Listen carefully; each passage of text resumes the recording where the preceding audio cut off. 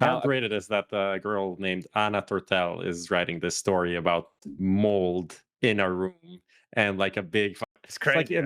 imagine it's like you're like I don't know a 25-year-old aspiring journalist in Malta, and like this is the breaking She's story that. Add some fun to your space with Xtrfy, designed in Sweden with focus on quality products built on experience. You're looking at Project 4, their fourth generation of products with super cool colorways to stand out, with matching sets to satisfy with a solid B4 bungee, lightweight ergonomic M4 mouse, the K4 keyboard is fantastic, all of which are performance focused, and finish it off with colorful GP4 mouse mats that are bold in design and smooth on the surface. The retro theme in particular has got the feels. Complete your setup with Xtrfy.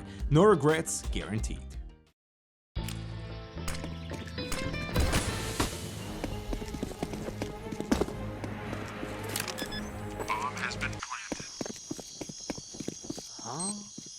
Hey buddy, let me show you how to fix that. Bitskins.com. Buy and sell skins instantly. Deposit and withdraw funds instantly with crypto or directly to your Visa card.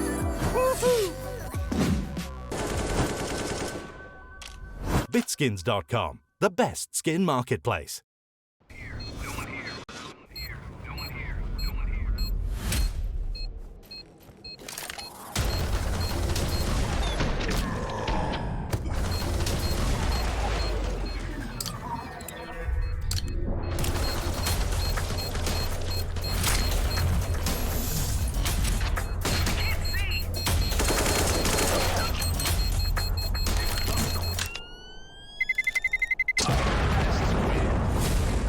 N1bet.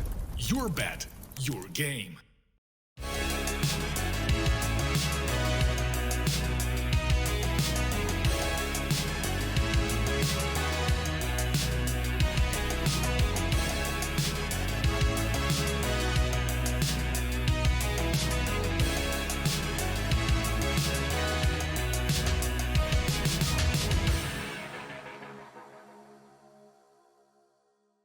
We're back. We're back in action. Thank you for bearing with us. Now, quickly, let me run through the intro. Another episode of HLTV Confirmed, brought to you by our sponsors, Xtrfy, Bitskins, and N1bet. Gamble responsibly. Tonight, we have Dimitri producing. There's obviously going to be a couple little bumps. We're going to have to mute Dimitri, I think. Dimitri, can you put a push to talk on, mate? Because we keep hearing your mic. I don't know if the people at home hear it, but we hear it. So it could be a little bit of a situation. Now, as you can see, there's no striker.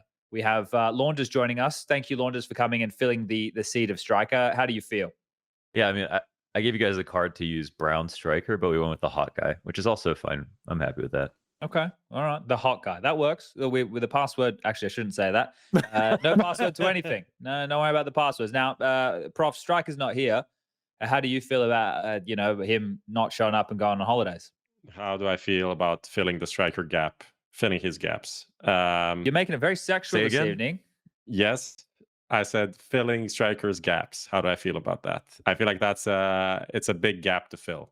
That's all I'm gonna say. Like he's kind of hard to fill. That's all I'm gonna say. Yeah. Early before we started, Prof said there was an 80% chance that 3 of us would die by tomorrow. Did I quote that correctly? That's kind of incorrect quotation mark. That's kind of incorrect. I'm just gonna say he expects at least one of us to survive. I was very positive and optimistic. I said that we're not all gonna die. 80%. That's fair. Okay. That's fair. We don't know what's gonna happen, but all of us probably not. That's kind of that's the good news of the day. That in itself is the good news of the day. Okay, yeah. Well. Did I do everything in the intro? I said the show name, I mentioned the sponsors, and I kind of introduced the guests. Yes, I think so. You didn't introduce yourself. Who are you? I'm the guy wearing the fake Marlboro shirt that says milk.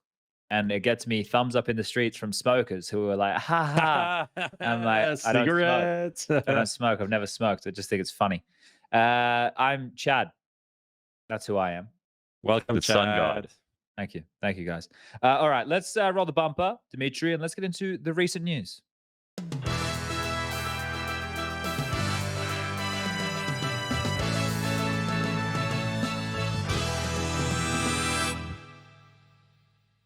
All right, we're back in action, and we're going to get into the recent news here. So lots have been happening. Now, I want to start with a topic not on our list this evening, and Launders, you dubbed it moldgate.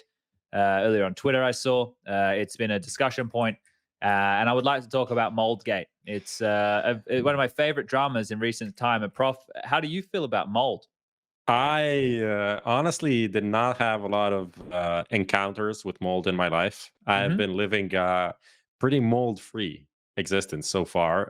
Therefore, I don't really have an opinion. I think it's obviously something that's not good, something you don't want. Not good. You want to avoid it, but I don't really have deep knowledge on mold. But apparently, you have, because Well- mold on Malta is a thing, I think. Big thing. Yeah. Yeah, I mean, listen, Prof, you might not think you've lived with mold, but it's there. It's a silent killer. It's the biggest killer since asbestos. That's what I grew up with here in Canada. Yeah. So just because you can't see it doesn't mean it's not killing you, Prof. Think about that, Prof. Well, don't you always see it? Isn't that the thing about mold? No. And Is also, is there invisible mold as Suddenly, well? Prof goes from the guy who knows nothing about mold to knowing a lot.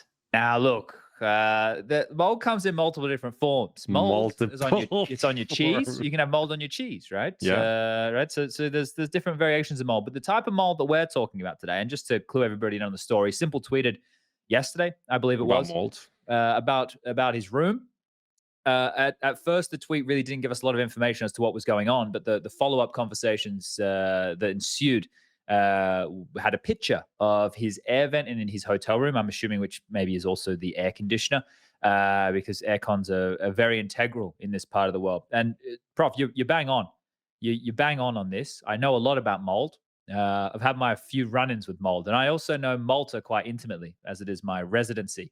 So I want to give some tidbits here before we move into an Who are you article. defending? Who are you defending? Are you I'm not ESL defending anybody. Shell? I'm not defending Or anybody. I'm are just talking you- about my experiences with mold. Okay. What's the So- agenda? Let's so- hear it. Now, in Malta, everybody, this is where I live now. Originally, I'm from Australia. Australia is a hot place. Malta is also a hot place, but something that Malta has that isn't as bad from where I am in Perth in Australia is humidity.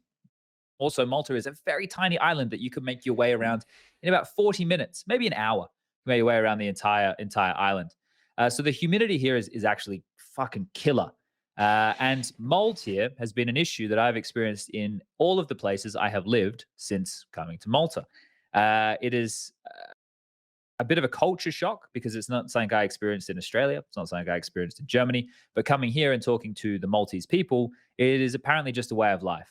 And if you would like to question that, just Google Malta and mold and have a look at all the different articles to do with the humidity in Malta and mold. Now, am I justifying any situations here by saying that it's all right for s1mple's room to have mold in it? No, I am not. But I would like to just give people an anecdote from my life when I would go away to an event and I would leave my home here in Malta and I would go for 2 weeks, 3 weeks, whatever it was. When I would return, I used to have a cloth chair. As you can see now, it's a nice new shiny chair. So it's not cloth anymore. It's, I don't know what the fuck it is. And I would have like headphone cables like this, right? Which are more like cloth based headphone cables as opposed to plastic. And when I would come back, yeah, the cables, different cupboards that are in danker spots in the house that don't get much sunlight or much heat would be covered in mold. Like headphone cables like this would be like furry, and I would have to get wipes and I'd have to wipe off all the mold and everything like that. So just a personal anecdote for me, like quite literally in my life, these are things that I experience on a regular basis being a resident here in Malta, right? It's also Mediterranean. There's lots of bugs, lots of mosquitoes, lots of ants. It's kind of the way of life. So this whole s1mple situation that popped up, it kind of brings into question two things. Is ESL neglecting their players, right? Are they putting them in shit accommodation? And the second question is the best way to communicate an issue with a tweet. So those are the two questions that come to mind here. Now, I would like to show everybody. Dimitri, were you able to bring up links? This is where Dimitri's like, yes. And I'm like, okay, cool. Let's bring up a link. Now, Dimitri, I'm going to put the link in here. If you see it, if you can bring it up. Bring it up for everybody playing at home. Now, let's start here. Now, yeah. Okay, I forgot. Oh, fuck. I'll find you a better article. Sorry. I'll find you a better article. Let's start with the tweeting option. Do we think the tweeting option is a good option, gentlemen?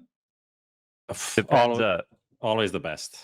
Yeah, it depends if you're a moral absolutist or not. I mean, is there a What? good option or is there a best option? Because if we take morality away, we can look at tweeting as, does it work or does it not work? Because it Definitely does work. works. It works. Yeah. It definitely works. We've seen it work. It's the nuclear option, and it pays off every time. Like, they get the result that they're looking for. They tweet and they get the result. We've seen this over the years, many years. But according to the Flying DJ, who was active in the Reddit thread, it wasn't even reported to ESL before the tweets were made. So I don't know if that's the case, but that's what ESL are saying. Does this work, Dimitri? Can you bring this one up? Yeah. What do you think, Launders? Do we have this in Smash? There's a thing called top player privilege when they complain about things because they're, you know, a little bit more famous than everyone else. And even if that doesn't really exist in Counter-Strike, if s1mple gets in the WhatsApp group and goes like, I've got mold in my room, I think that's going to get fixed pretty fast, right? Well, yeah, I would think so too. So I don't know. It could be, I look at this as it could be like a bubbling up of other problems. And this is like where he's actually going, now fuck this shit. And he's tweeted. Like, there could have been a lot of other issues here that he's tried to get past, and he's had issues with them. And then this is the final straw, right? We've all had experiences like that in our life. But this article that I brought up for everybody playing at home, I was linked to this earlier today. I'm just using the information that's out there, by the way, guys. This was sent to me earlier today. How great it is that a girl named Anna Tortel is writing this story about mold in a room and like a big fight. It's crazy. Like, imagine it's like you're like, I don't know, a 25-year-old aspiring journalist in Malta, and like this is the breaking story. She's a university student who loves a heated debate. She's very passionate about humanitarian issues and justice. In her free time, you'll probably catch her binge watching way too many TV shows or thinking about her next meal. That's what it says in her bio. Profile? That's what it says on her bio on the website, bro. No, this is what it says. I'm not laughing at her. I'm laughing together. At the We're all situation. laughing. We're all laughing together. It's hilarious. I'm enjoying it. Please continue. So in this article here, the hotel has released a statement. And the hotel management told Loving Malta, which is the website. Yes, is the website, that s1mple checked into the hotel on the 19th of August and spent 21 days with a do not disturb sign hanging on his doorknob. As every normal person would. Yeah. Yes. So, but if that was the case and it was the same room the whole time, with the little anecdote I just gave you about being in space, if there's not air coming through and everything like that, the mold will grow. Because I saw a lot of mold experts in the Reddit thread last night as well, who have obviously been to the Mediterranean a whole lot and know what Malta's like. So this is what this article says. So if people want to go and read this themselves, they can. I just thought this was hilarious because considering all the drama launders that we've had over the Twitch sphere over the last week, this is the one that has almost topped the Counter-Strike news. Moldgate. It's outdone everybody else. It's fucking crazy, mate. Yeah, that's good. I mean, is this an issue of just not looking up enough? I mean, are we just respecting the do not disturb sign if no one's in the room? Like, how come it doesn't get? How does it go unnoticed? That's what I wonder. I don't know. This is the thing, right? Like, I'm not like I said. I think that why didn't you fix this, SPUNJ? Why didn't you yourself fix this? I would like to have fixed it. I would like to have stopped it becoming a problem before it is. As the official mold inspector, you should have done better.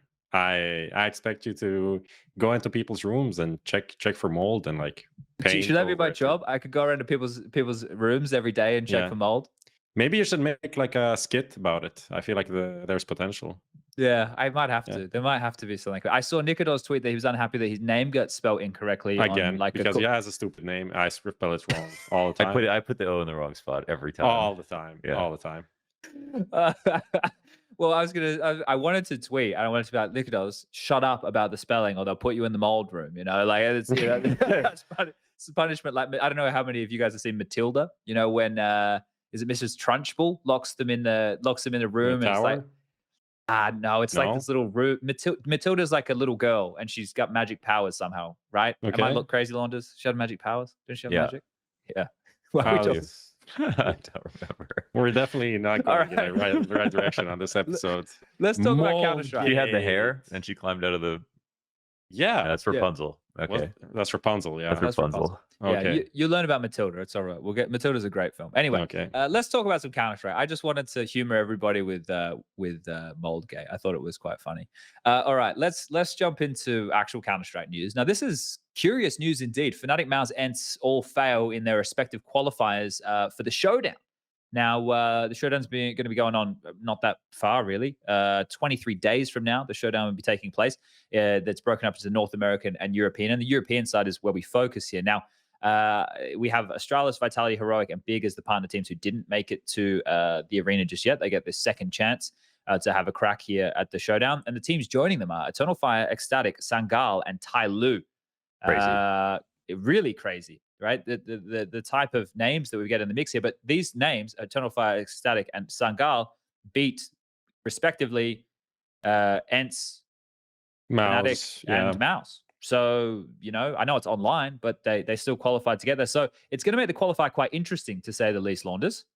And I mean, it's justified by the fact they also took out Team Liquid 2-0 in Pro League, and then they beat Movistar Riders 2-0 as well. I don't know what happened at the tail end of Pro League. Maybe when they realized they couldn't qualify through, that they just turned up. But between Woxic and Xantares, there's basically no one that was better than them. And normally when you go to the Showdown, it's not a real second chance for the teams that don't make it through the groups. It's kind of like a pseudo second chance. Like the teams that are like, okay, they have a good chance of making it, they don't. It's usually very hard. But now with the teams in the Showdown, it might actually be a little bit easier. Kind of depends if Eternal Fire just like keep on this rampage. Good for the Danish crowd, though, right, Prof? Astralis and Heroic now have somewhat of an easier runway to try and get them one of these spots. But Vitality is also there, right? That's true. It's not it'll be a hard qualifier. With the current form of teams, I feel like they are the favorites. I mean, we're going to talk about Pro League and playoffs later, but I think they should be the ones taking it. But certainly, it's still definitely better than to have also an ENCE and a MOUZ and I don't know who else, fnatic there, right? For Heroic, and Astralis, especially because we don't know even if Config is going to play that, right? That's a good point, actually. So it's a very difficult time for Astralis for sure.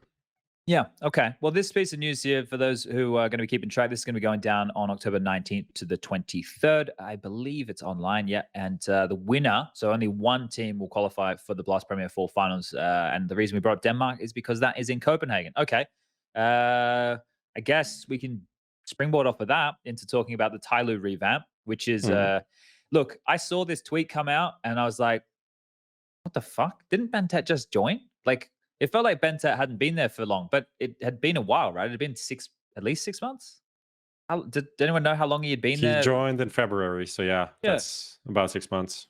So it's curious to see him, the one getting the boot here, which assumably the in-game leading duties fall back to Summer, who has tried a bunch of times and hasn't really worked. It's hard for me to talk about TYLOO because we infrequently get to see them. We barely saw them, yeah. And Freeman's back. I think the interesting angle on TYLOO is that they win so much money in China that I feel like that they get complacent or something. Because like at this point, they know like top teams, they know all these players have had international exposure, whether like we've come to them or they've gone to European events. Like even Freeman was at like WESG in 2016 while I was there. He was really solid and everything, but it feels like they've just geared up to be able to win locally, and then they actually still have enough tournaments going on that they can win like a good amount of money. But like I stopped respecting the idea that like they're going to come out and win on an international stage. I kind of feel like the other teams that are in Asia, like IHC or some of the other rosters that are coming up or getting put together, I feel like they're more impassioned and want to do more than just kind of be the best team within their region. I have a hard one with TYLOO though, because when I look at LinVision and I look at Rare Atom and I think of some of the talent on those teams, they feel like they take more risks on talent, right? Like Dan King was kind of not a known quantity before he joined TYLOO, but he was definitely one of the names that was around the traps, right? So I don't know. It feels like if TYLOO aren't one of the strongest orgs in the region either. Like they're just not. They've always just been like a Counter-Strike org, right? I don't really think TYLOO doesn't compete in other titles, at least. Yeah, I don't know. They're not like a big Dota team, like a Vici or something, right? Yeah. So, but yeah, it's the recycling doesn't feel great. Like, okay, Aristo, this guy is 18. I haven't heard of him. He has like 20 maps on HLTV, but Freeman's back. It's just like the classic circle of recycling same players, being BnTeT in, BnTeT out, Freeman in, Freeman out.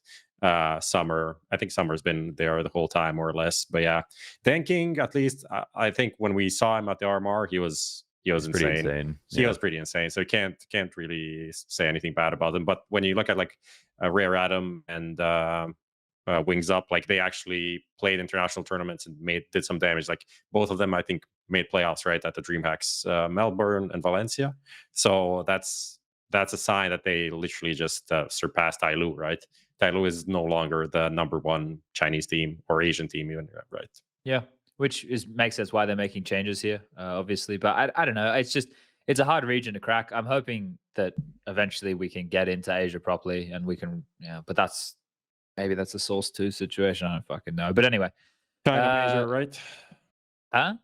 China major is going to change everything. Well, yeah. Actually, that could. So, yeah, look, we'll just have to keep an eye out. It's unfortunate we don't get to see these guys very often, but yeah. I think it's pretty good. I mean, I like there are with these other lineups, like I feel like there's more players that are now new that also are like, oh, are they going to be good? Like Jam Young or even Kaze playing again on Rare Item on a different roster, and then the other rosters as well. I feel like that's kind of nice. I mean, I think we have to look at every other region besides Europe as one that's starting again. That's kind of how it feels. And China is having a pretty big boom in CS in general, which is solid. But it's one of those situations where it'll take like a year or two. Yeah. Yeah. Well, like that's the thing. Mercury and MOUZ, right, over there with this Rare Atom team as well. It's like we know Advent. He's been around for years. So like he was the one who went coaching, and then they didn't want him to coach. They didn't listen to him. So I was like, fuck it, I'll just go back and play an in-game lead again. So yeah, it's a curious scene over there. All right, let's jump into the next little piece of news we've got going here. The RMR subs were listed, and we've got some visa issues. There was some recent tweets from SPUNJ as well. It looks like Bench Heroes might be fucked. There's visa issues with I always fuck up his name. Onkere. Oh, that's Onkere. I was gonna call him. Yeah, I was gonna. What's the character from Dota? No, that's a game. That's Krunker.io. The guy with the ship. Who's the guy with the boat? Oh yeah, Tidehunter, but he's like a different. Oh, with the ship. Oh, sorry, Kraken. Or sorry, shoot, I played Dota. What's it? Guy with the boat. Break me, man. Don't you have like 2,000 He has Dota X marks the spot, and I've won. People saying Kanka. Is that it? Kanka? Kanka. Yeah, it's Kanka. Okay. Yeah, that's it. Yeah, okay. Well, that's I must be dyslexic or something. That guy's name's not even fucking close to that at all. Not even a little bit. Not even a little bit. There's a K in there. But was there anything? There's obviously visa issues affecting other teams. ESL put a statement out. Not a statement. They said they were trying to field replacement teams, right? I retweeted it. I should have. I didn't see that. The last that I saw was just like, this is one of the teams, Bench Heroes, because of him and Calix also, even though he's not Russian, but a lot of the, let's say, not internationally established Russian players that don't have a valid visa, like an active visa from before, and need to get them now, are kind of in shit because the visa window to get a visa went from like 15 to 45 days, essentially, like the time in which they are due to process. And, sure. And on top of that, they also said, I guess, that the new regulation in Europe is essentially Russians coming for non-essential travel can like fuck themselves, essentially. That's kind of what they said. So if you don't have a visa, you're kind of in a pretty shitty position. And people are just trying to find like which embassy they should like report to. Should they go to Serbia, France, Malta, like who they should write to for the best chance. But there's a couple of teams. It's Aurora, K23, and one more team that is kind of fucked. Yeah. Other than Bench Heroes. Would you rather? Yeah, so Onkere, it's a sad one because he was playing in the Academy League, Navi Junior, but he was like one of the older players on Navi Junior. He wasn't like the flamey, but he's 21, so he would have got moved out the next year, I think. And m0NESY had a lot of great things to say about Onkere, who was a really good rifler for the roster. So he's not in a position where he has power to like freely move across the world wherever he wants to, pick his team. He's not quite there yet. He almost built up his resume, but now if next year he's not going to play on the Academy roster because of age, and then doesn't get a chance to play on some team that gives him exposure that he got the chance to play on because of the Academy League, then where does he go from there? So that sucks. Yeah, I think that it's just because this is the thing, right? The RMRs are starting to get a lot more focused now than maybe what they have in the past. So this is like seen as an event for people to really, especially the fact that it's on LAN, it's against all the other big names. But this was, I just put the link in, Dimitri, bring this up for everybody. This is precautionary measures for Road to Rio. Just states as a precautionary measure ahead of the European portion of Road to Rio, due to the ever-changing dynamic of global travel, we'll be conducting replacement matches this week. We'd like to underline immediately that no teams participating in IEM Road to Rio have been replaced at this time. We have 2 first-in-line replacement teams, which are Luminar and Forward. Therefore, measures being taken are only in the event the additional replacement teams are required. Yeah, so essentially, like we have 2 teams that would come in line. Luminar is the first one. Forward with Dosia is the second one. So if 2 teams follow, Dosia is at the RMR. That's insane. literally stop the presses. But then after that, there are like 4 teams that are tied for placing. That's why we need these like decider matches to have the order of the next like couple of teams, because like 4 teams could essentially need to be replaced. And then also I think reseeding would happen, like of the groups and everything. So that would be also interesting. Yeah, well, at least everybody would be on side at the same time. So the reseeding of the groups probably wouldn't be too difficult, one would imagine, or one would hope.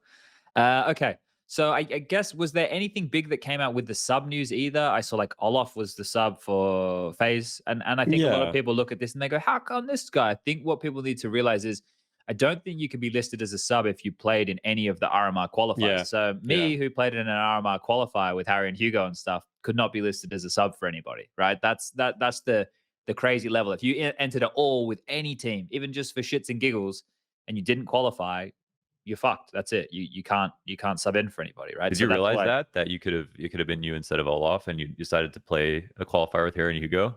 I fucked up. I was actually I had the choice, right? I could have gone to FaZe, or I could have gone to G2 as the 6th here. So and you picked the Sun Gods. I picked the fucking Sun Gods. Yeah. No, I think that's probably why we have a couple of weird names in the mix, right? Like Snacks was for Vitality. Yeah. I was like, what the fuck? There was only a few headline names in the mix, right? And some teams didn't even sign up as 6th. Lekros appeared for G2, which is an interesting pick. Snacks for Vitality. Most teams just listed their academy players, honestly. Yeah, which makes sense. Which is probably what they should be doing. So nothing too crazy there. Nothing. It would have been Carlos, but now it's Lekro. Yeah, that's fair enough. No Riot over here making him cut ties though. That's for someone else. That's true. All right. So I guess we covered that off as well. Yeah. They're not big pieces of news. They're just little pieces of news. Just keeping everybody up to date. Small pieces. Did you read the big consistency article by Nero? I'm halfway through it. I haven't finished it all yet. He loses me when he gets into plot graphs. I'm like, oh, okay. Fuck, we're doing graphs. It makes him so pretty, though. What do you mean? Yeah, but it's like, man, I am a visual learner, but then he's using, like, what was the one he was talking about? It's getting out of control. Interquartile. I'm done. I'm done. I'm sorry. I'm an idiot. At that point, then you just go to the end and there's like a top list with like some formula and just some random number that decides everything. And it's pretty good. Yeah, my only problem is that he could be lying to me, but I don't know. But it does look good. It looks good. All of it looks very good. So the most inconsistent is Magic's, apparently.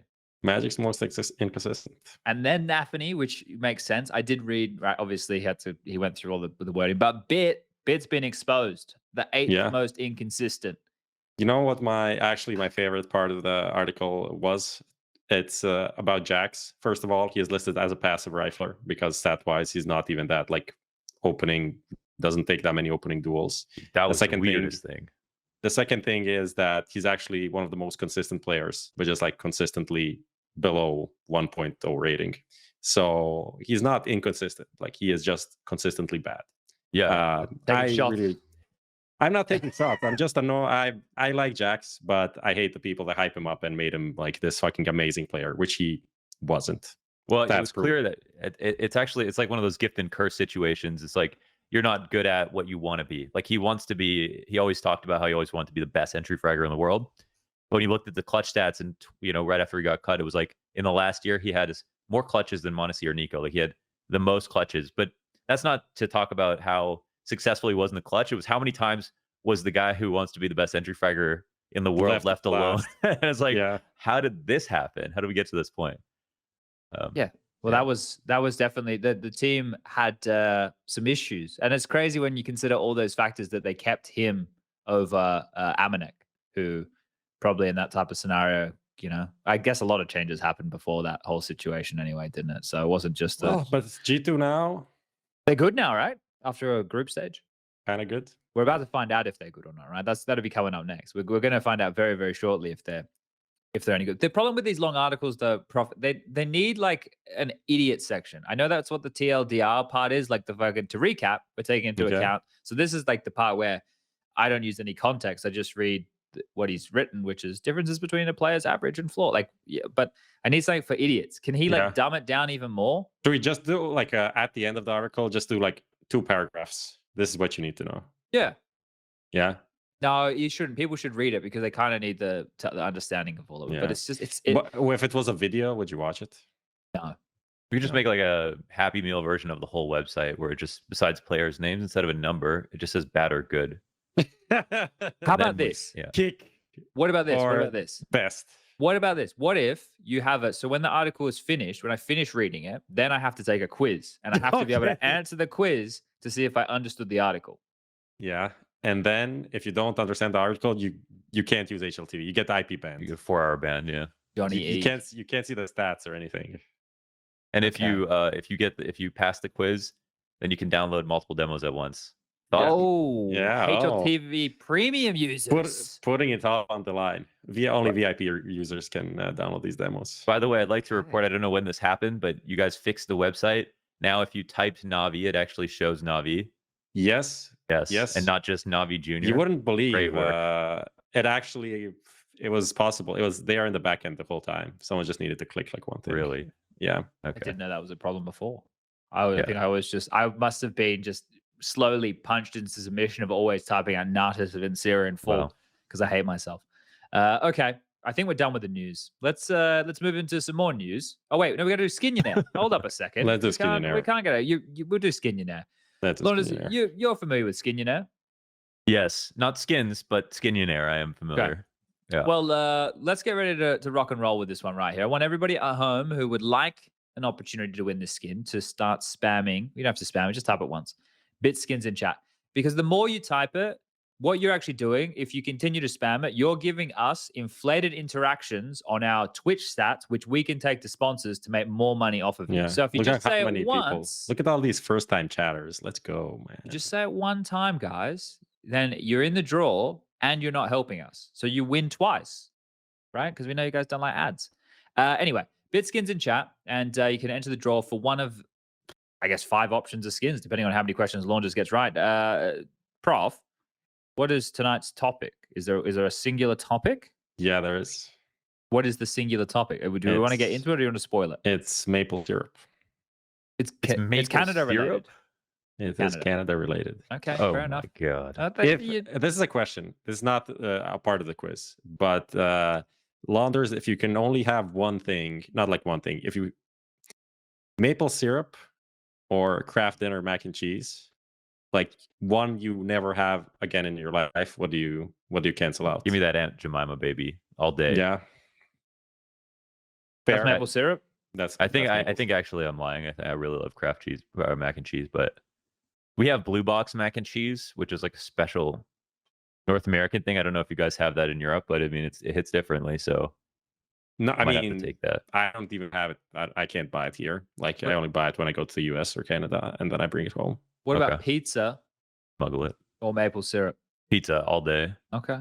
See? Yeah. Well, it's quick on that one. And not Italian pizza actually. I like a New York slice. Sorry. Mate, I love Domino's or pizza. I love the fucking trash pizza. Give me the trash pizza every day of the week. I Yeah, don't give want me that thin crust. 4 hours bullshit. under a heat lamp. I want to see Yeah. the wrinkles and the pepperonis. I want that before shit I to be take a bite. sweated, man. I don't want the good shit. Anyway, all right, let's get into the quiz. Let's get into the questions. It's about Canada and all things Excuse me? good. Canada. That's how we say it from Australia. Kind of banana now. Yeah. All right. Dimitri, you ready? You ready? Let's go. Let's get into question number 1. Will we see the question somewhere, or do I have the questions? I can I don't- read them out for you. Oh, okay, fine. All right. Question 1. Which of these players doesn't make the list of the top 5 highest rated Canadian players of all time? It's tens. Wardell, Tens, or sorry. Shroud? I'll let Tens? you finish reading it. Yeah, tens. Okay. Not enough playtime. Wardell definitely was good at one point and also played in pro Ghost Gaming. Tens played Cloud9 and didn't have a good debut, and then shortly after left. And then Tens has 400 maps played. Oh, but is that shit. oof, that's all? Is that including pro? Oh, Or is that like all his main? That's shit. HLTV Ooh, 400 that's a maps. lot actually.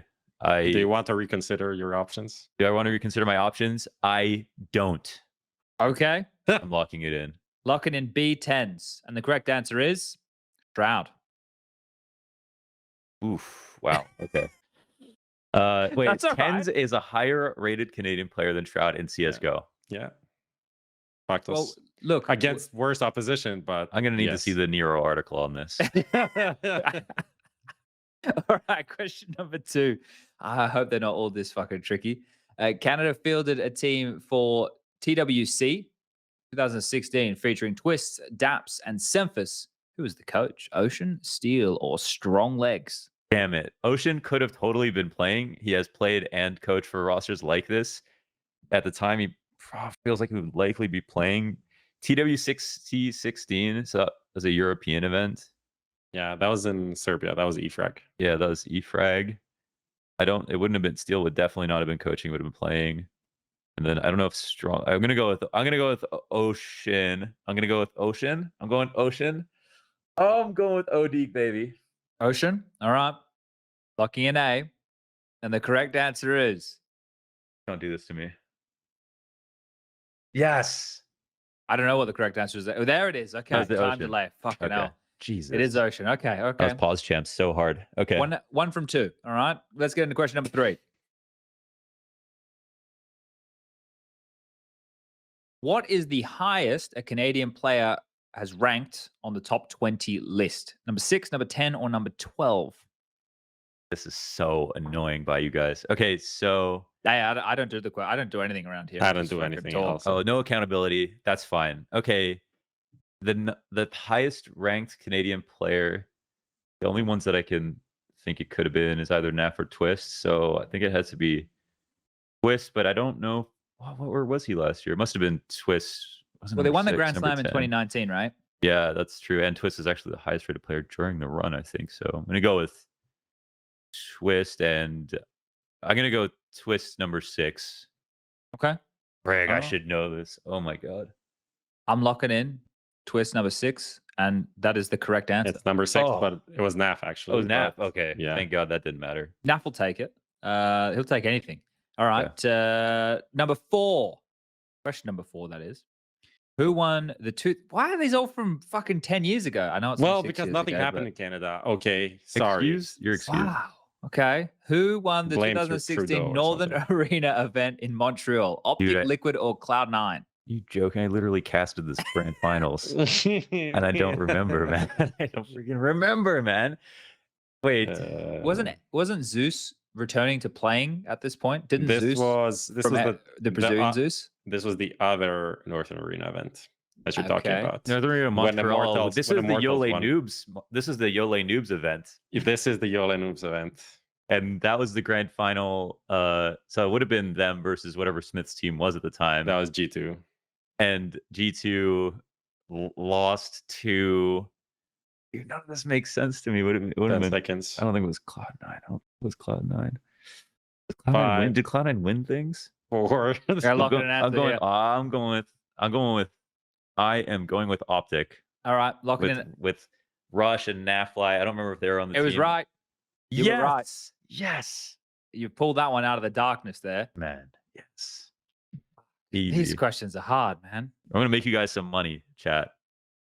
This is difficult. I'm glad I'm getting not out of getting this asked together. these questions. No All right. striker to help. That also makes it more That's difficult true. for sure. Question 5. How many Canadians will attend the RMR as players? 1, 3, or 5?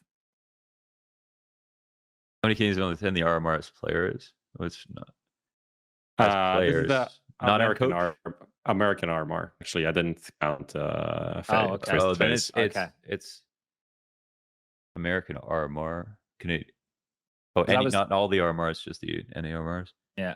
There's only Then 5 it's- North American teams, right? Yeah. And then the only other players I can think of are Hexed. That's North Bang. American. Hext, Fang, Naf. Yeah. But NAF not in that. No, he is. Liquid's in it. They're in the Oh. RMR. Oh, okay. So who's? Okay, I then don't it's know who's 3. in Noun. I don't know any of the players in Noun. That's the only other team, right? I don't know if any of them are Canadian. I'm gonna go with 3 then. I don't think. Are we doing this together? Well, I'm helping you out here. Oh, okay. Yeah. I mean, thank you. Thank you. I will take it. Locked in 3, yeah. Look I'm at going 3. with 3. All right, the correct answer is 3. So we 5 got would be 4 out of 5. ridiculous. The first Okay. question was the hardest question. I don't know. I think it was obvious. Shroud wasn't that good. All right, well, I want Launders to come back on the show, so let's bump it up to 5 out of 5, Ooh, and we can charge go, Chad. charge Martin's credit card, right? easy. Yes. Yeah, because I already spent fucking 2,000 euros in the last 7 days sending money to fucking Striker and Pimp. Fuck. Now we're gonna get demonetized. This is the real gambling scandal, Sponge. Okay, Yes. your hands are not clean. That's true. All right. Let's roll the bumper, I guess. Oh no! Wait. There's no bumper. No bumper. There's no bumper. We need to pick our winner. 000 UDI is our winner. 0000 UDI sounds like UTI. Legit. Like reading off a postal code or UDI. something. You win. No offense. You. There he is. People are saying, there we go. There he is. That guy wins. All right. So we'll reach out to you. We'll get you skin. Anyway, that's Who Wants to Be a Skinionaire, brought to you by Bitskins. Let's jump into talking about EPL. All right. We got more stuff for poor Dimitri to have to bring up here. The N1 moment. Prof, what did you pick for this week? What do you think I picked? Moldgate? Moldgate. That's not nice. Mold isn't nice. That's what we learned. This was the whole first 15 minutes of this show. I would have gone for an hour on Mold. Mold bad. Okay, YEKINDAR up mid. This is a huge play. Bad. This is a lot of time going to be off the clock. The retake's about to be which was a nice moment, which is the YEKINDAR's 1v3 lurky thing. I think, I guess we're going to talk about the group. I think we're going to talk about YEKINDAR, and it kind of sets it up nicely. He is really good. He's a good player. You know, he's kind of solid. I don't know if you guys knew this before this 1v3, but yeah, I disagree. Actually, YEKINDAR's not a good player. No, because he's amazing, right? He's amazing. That's why. Fucking great. Let's fucking go, YEKINDAR. Marek's the best. No, he really changed this fucking team, for sure. Even though they still kind of sucked, but that's not his fault. It was a good round. Yeah, it was a good round of Counter-Strike. Very fortunate round of Counter-Strike. Okay, well, I've got a question for you guys. What team would YEKINDAR make worse if he joined in the top 10? Make worse? Yeah.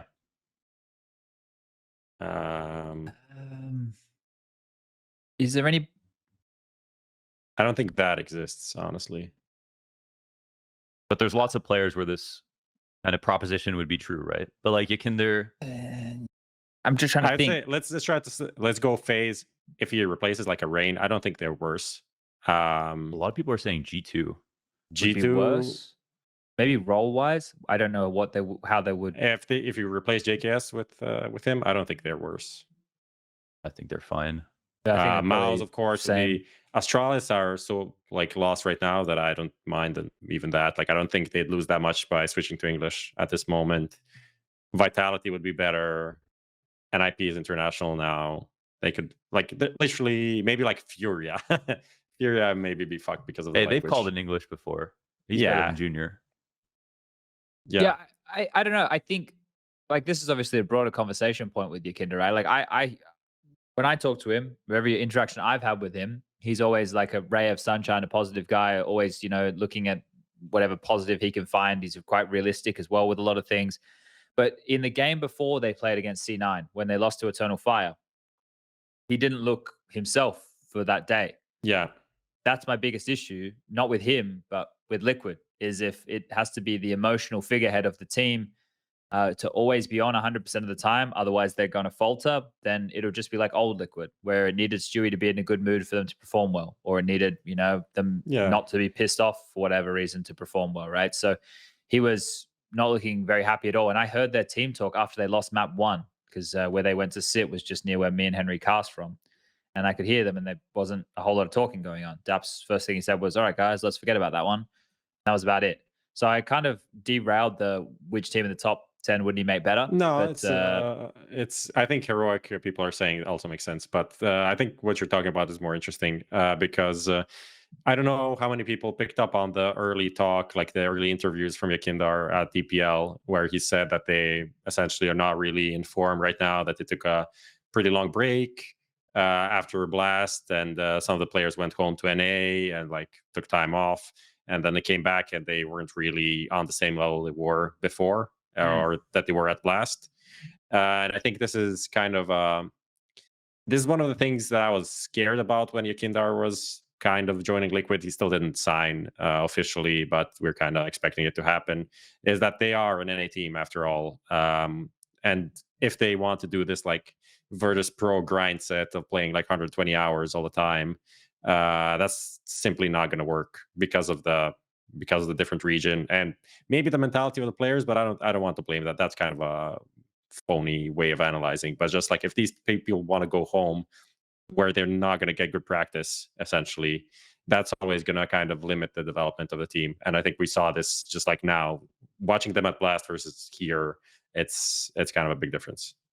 Yeah, Vorborg said something similar. Because he's now coaching EG, and he was just like, I now understand what it's like to be a North American team that has to play all the time in Europe, where like Automatic had to go home for an emergency, but he had to like fly to the West Coast like 15 hours or whatever. So it's pretty brutal when you have to go back, or if you just are going to go back for any time off. Yeah, I don't know. You all know that I have a pretty strong standpoint on North American whinging. So I don't know if people need to hear it again. I've probably exhausted that tank that I have on that. So if you want to be... What is it, the don't go home stance? Well, it's not that don't go home. It's that if you want to be the best Counter-Strike team in the world, you have to compete in Europe. That's just the unfortunate truth of the way it is at the moment. The thing you said about is like advice you gave to your former teammates who were like splitting don't go off. Home. Yeah. Yeah. Definitely don't go home. There's no way back. That's why I stay. I'm like Peter Pan. They're the Lost Boys, right? Is they the Peter Pan's the Lost Boys? Is that what they're called? Mm-hmm. Yeah, Matilda, right? And Matilda. See, we're back to the 90s. Yeah, but I don't want to bitch and moan about that anymore.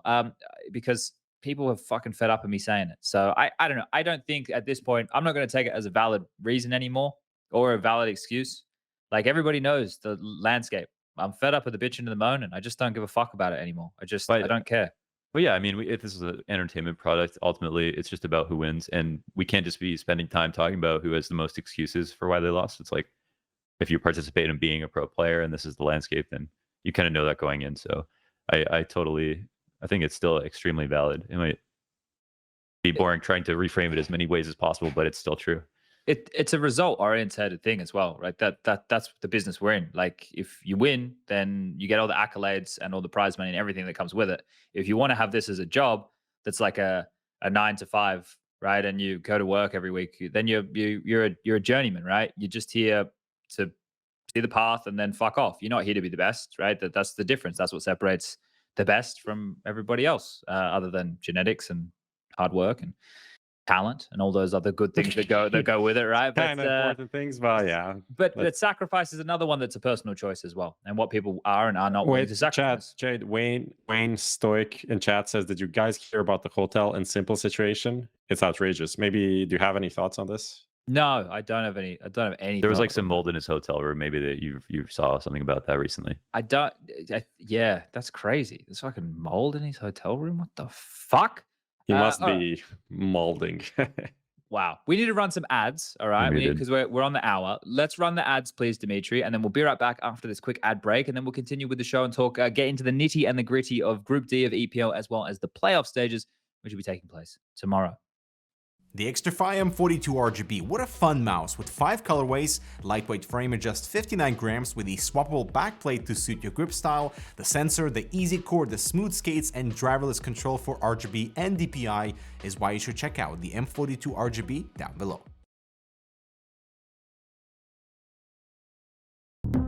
Buy and sell your skins now. Easy, fast, and safe. The best skin site. Credit card deposits and withdrawals, instant cash out methods. Get the best deals. Quick, simple, reliable. Bitskins.com.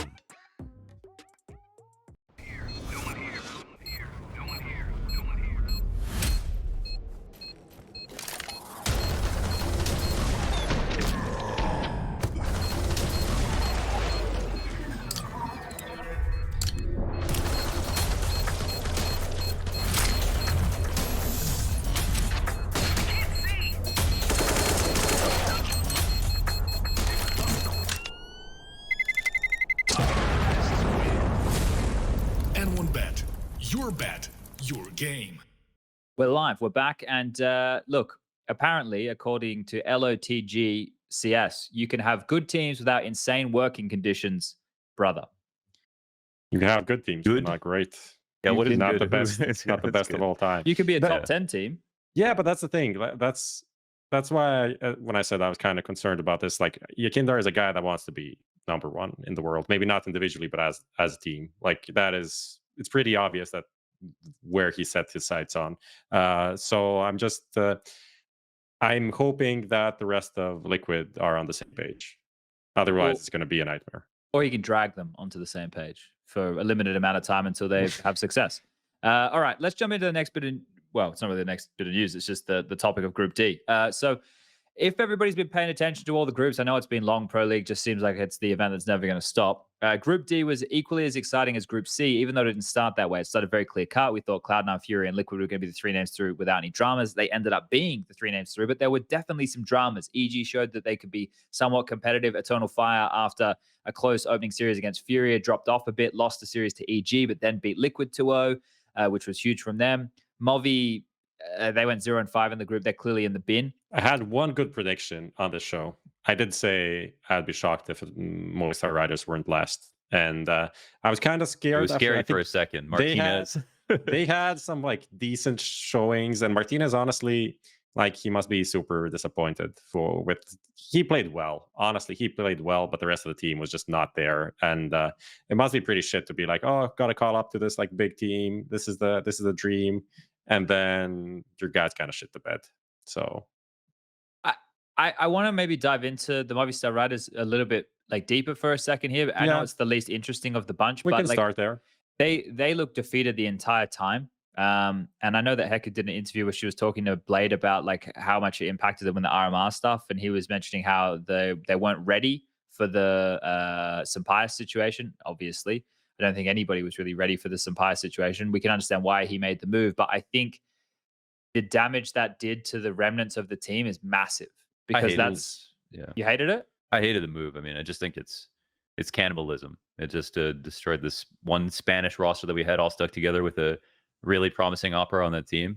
Maybe they have like less upward potential than ENCE does in total, but at least that way there's a higher chance that both ENCE and Movistar can be good, you know. And I think that it's just disappointing, you know, the Iberian region, just on another, just as a geographic region, it has come up a lot, and it's the game's getting very popular there. So I kind of wish they had a team to represent them really well. And I just think it's just so classic that as soon as the team starts getting good, no matter where they're from now, because there's more international lineups, why SPUNJ took that bet that people are now taking these chances and keep pulling people from other places. I think a few years ago, s1mple would have been able to stay on Movistar. Spain would have this one team to cheer for. That would be great. ENCE could pull an opera from somewhere else, and I think it would be fine. I watched a lot of s1mple playing, and I think he's a good player. I don't think he was like, honestly, I don't think he was like unbelievable. I don't think he saves ENCE. And I think ENCE added in 2 problems by removing 2 players at once, or instead of trying to solve for Spanx, now they have to solve for 2 players and figure out if they've added too many variables. So I don't like that at all. And I want to give ENCE time for sure. But I just don't like the approach. And I just don't know why teams do that often. G2 is actually an example of where it worked, though, I would say. But we've seen this before, right? Where teams get to a point where they like overachieve, and then they make this. Like, I can see once s1mple made this decision. I think like the partnerships of ENCE make a big deal. Obviously, just with the ESL thing, right? You're guaranteed to be in every time for Pro League, right? Probably a bigger pay packet than what he was getting at Movistar Riders, and maybe he sees that this is the way for him to get to the top, right? Oh, I mean, I don't blame him. You know, I don't blame him, and I don't blame the org for selling him. I'm just sad it happened. Do you know? It's like kind of like even with this, you know, in NA, our old rosters where we had like Grim and Junior and all these guys. I mean, they just got slandered as soon as they split up and moved on to like FURIA and Liquid, and they were just playing way worse than they ever were, and they had no promise whatsoever. And I just always hope that these teams kind of stay together and like make a name for themselves together, and then maybe move after they matured enough. But it just sucks that as soon as players from promising teams start getting good, that they start getting looked at as the sole reason the team is good, and then they get uprooted, and then the team gets its soul removed, and then that player is no longer the star player on the better team he gets moved to. It doesn't always have the same amount of space. It doesn't apply to s1mple here, but I feel like that's just happens so often in Counter-Strike, and it's really frustrating. I think the emotional heights that the team reached together as well. Like you consider this team, it's the countrymen, what they went through together. You could see that they were passionate as a team, right? The region helps with that, but the run in Cologne, the ESL Challenger win in Valencia was huge for them to win on home soil. They were taking these gradual steps up, and then to reach the highest of heights that they have been able to achieve as a team, right? With Alex calling well, with Mopos playing well as an X factor, with s1mple being consistent for the team on the AWP, for daviG and Death to contribute in their more supportive or clutch roles, right, that they had in the squad. It's like, okay, it's working. Like this is really good. But like I just put myself in that situation for a second. Like I know we didn't achieve anything near the level of greatness of that, right? But when I was in Renegades or Vox. But I could imagine if we went to an event and say we went to that Gfinity event where we split maps in the best of 2 with NIP and fnatic, right? And this was like during fucking GOAT fnatic. If after that someone came and went, actually, no, what we want JKS. Like the feeling me and my team would have had if JKS went, it's like, well, this is over now. Yeah, like, we lost our star player. Like we just achieved all this. It's fucking hype, and now he's gone. And that's kind of what I saw in the Movi guys. Like they look defeated from start to finish. Martinez is there. He's getting fired up. He's fucking loving it. But I think the problem is the rest of the team is still dealing with the breakup, the emotional baggage. They're not ready to start dating again, right? They're still dealing with the bullshit. And it's like I can see it. And Paul Martinez is now in this situation looking around going, well, these motherfuckers don't even want to be in this relationship with me. And I'm out here. I'm going to the gym 5 times a week. I'm looking jacked. You know, I'm looking hot. I'm doing my job. And we're not. It's just not working, man. And I just felt really bad for that situation because I even tried to build like a narrative of what could motivate them. I was like, what could motivate this team? And I was like, well, let's have a look here. What are they playing in? Oh, they're invited to ESL Challenger Rotterdam. Oh, ENCE there. Oh, s1mple is there. Oh, let's fuck up s1mple at ESL Rotterdam. You know, like I was trying to build a narrative for what could fuel this team, but it just feels like there's nothing left in the tank, man, which is so sad. I think it's a common sports trope, of course, that like, you know, like players get traded. That's just the nature of the game. But it does create a weird incentive structure if you think like, oh, I've got to build up this team. We do super well. And then because we did super well, we get punished. Yeah. And then we're expected to do it again. And then you're kind of looked at as a player mill for your maybe they would. Yeah. If they didn't reach playoffs, maybe s1mple doesn't get picked off, right? That's exactly the curse of good success. I think, I mean, the saddest part is that they didn't even get the opportunity to fall off from the peak. Like they reached the peak and lost the player. There is no tournament after Cologne. You know, it was Valencia, Cologne, over. Goodbye. Goodbye. So summer fling. Yeah, and like Mopos individually was horrible at this event. He is their X factor, so that makes a big difference. And I think they also spoke about like s1mple as a secondary caller, you know, missing his voice, missing on the team. And this is something you could say, oh, maybe Martinez can bring this, but like he's a new player coming to this team. He played well individually. I feel like you can't really ask of anything more from him. Like he's the new guy in the team. He's not going to really dictate how like all of these more experienced Spanish players are going to play. So it was a bit sad for me, honestly, to watch kind of how it developed. And actually, I don't know if you guys follow P2. He's like the Spanish caster. He does most of the Spanish broadcasts in general. He made like a tweet longer about the situation because obviously people are upset and disappointed by Movistar now being like horrible after being so good. But his opinion is essentially, you know, it is what it is. You know, this is the Spanish scene. We don't have that many talents. We just lost the best player. Things are going to suck for some time. And even the players are probably more disappointed than they should be. You know, they just need to take it on chin. And as you said, they need to recover from the breakup before also, going deeper. Yeah, it's so sad. I think it's also a curse for if you move this conversation over to ENCE a little bit, because I kind of like the same thing. And I feel for Snappy, like he built the system. Honestly, spent like the better part of the year thinking, oh, you know, maybe this doesn't keep up, and you know, there's too many good things happening at once, and ENCE are getting way too good. To the point that, okay, wow, ENCE have like the most amount of defaults, the most amount of set strats, and a superstar player that is like once in a lifetime on Spinks, who just came out of nowhere this year in terms of stats, and he played with Snappy before, and this is just perfect Cinderella story. This is going to work. So now they have to reset as well. And even though they get s1mple, I mean, this is my kind of like, I guess this is a hot take by me, but I called Spinks a generational talent. And I was really careful about like, you know, how many players I would want to call that. But at this point, since he made this such a smooth transition to Vitality and showed what he did all year on ENCE, this is mostly on the eye test, watching the games. I just don't know how he's going to fall off. And I think that one last thing, the moment that I thought this in my head for sure was when I thought, who's a player who could replace Nico on G2? Like, you know, the average Nico denier will always say, you know, you just replace him. There's a lot of riflers, you can replace him. And I always go, okay, Mr. Problem, what's the solution? And you can always name the guy you want to replace, but who you replace him with. And in my own head, I did this thought experiment, and I actually came to the conclusion. I was like, you know what? Maybe Spinks is actually good enough to potentially replace someone like Nico. And even just that thought made me realize, like, damn, this guy has done a lot this year.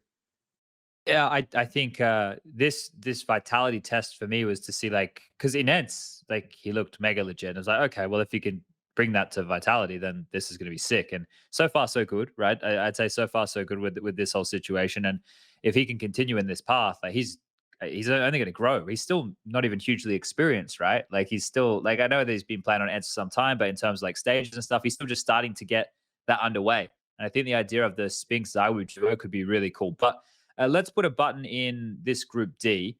Because we can talk about the teams who qualified when we talking through the bracket, I think, a little bit more, which will help with our framing. But let's talk about more about the teams who didn't. So one that obviously is a fun talking point that everybody loves to talk about is EG. They managed to pick up a couple of wins. They beat Eternal Fire and Movistar in the group, but they 2-0'd both of those games. Now, Movistar, we just discussed their woes, but the Eternal Fire win was actually pretty good considering how Eternal Fire ended up looking at the end of the group. So positive signs here, Launders. Do you think that this EG team is making progress, or do you think it's too early to tell? I honestly didn't watch those games. I won't lie to you. Fair enough. I literally saw they were playing, and I was like, they're probably going to lose. I'm not going to watch. So I didn't even bother. I won't lie to you. I was really happy to see that Automatic in particular was playing well, but I have to sound Breeze totally had some good moments. Sounds totally based by me, but I actually just didn't even watch. Like I was such a just like not based on what we've seen before, I guess in the fall groups, and then they had Automatic had to leave and just came back in. But looking at some of the stats here and looking at Automatic's performances in particular, like it definitely got my attention.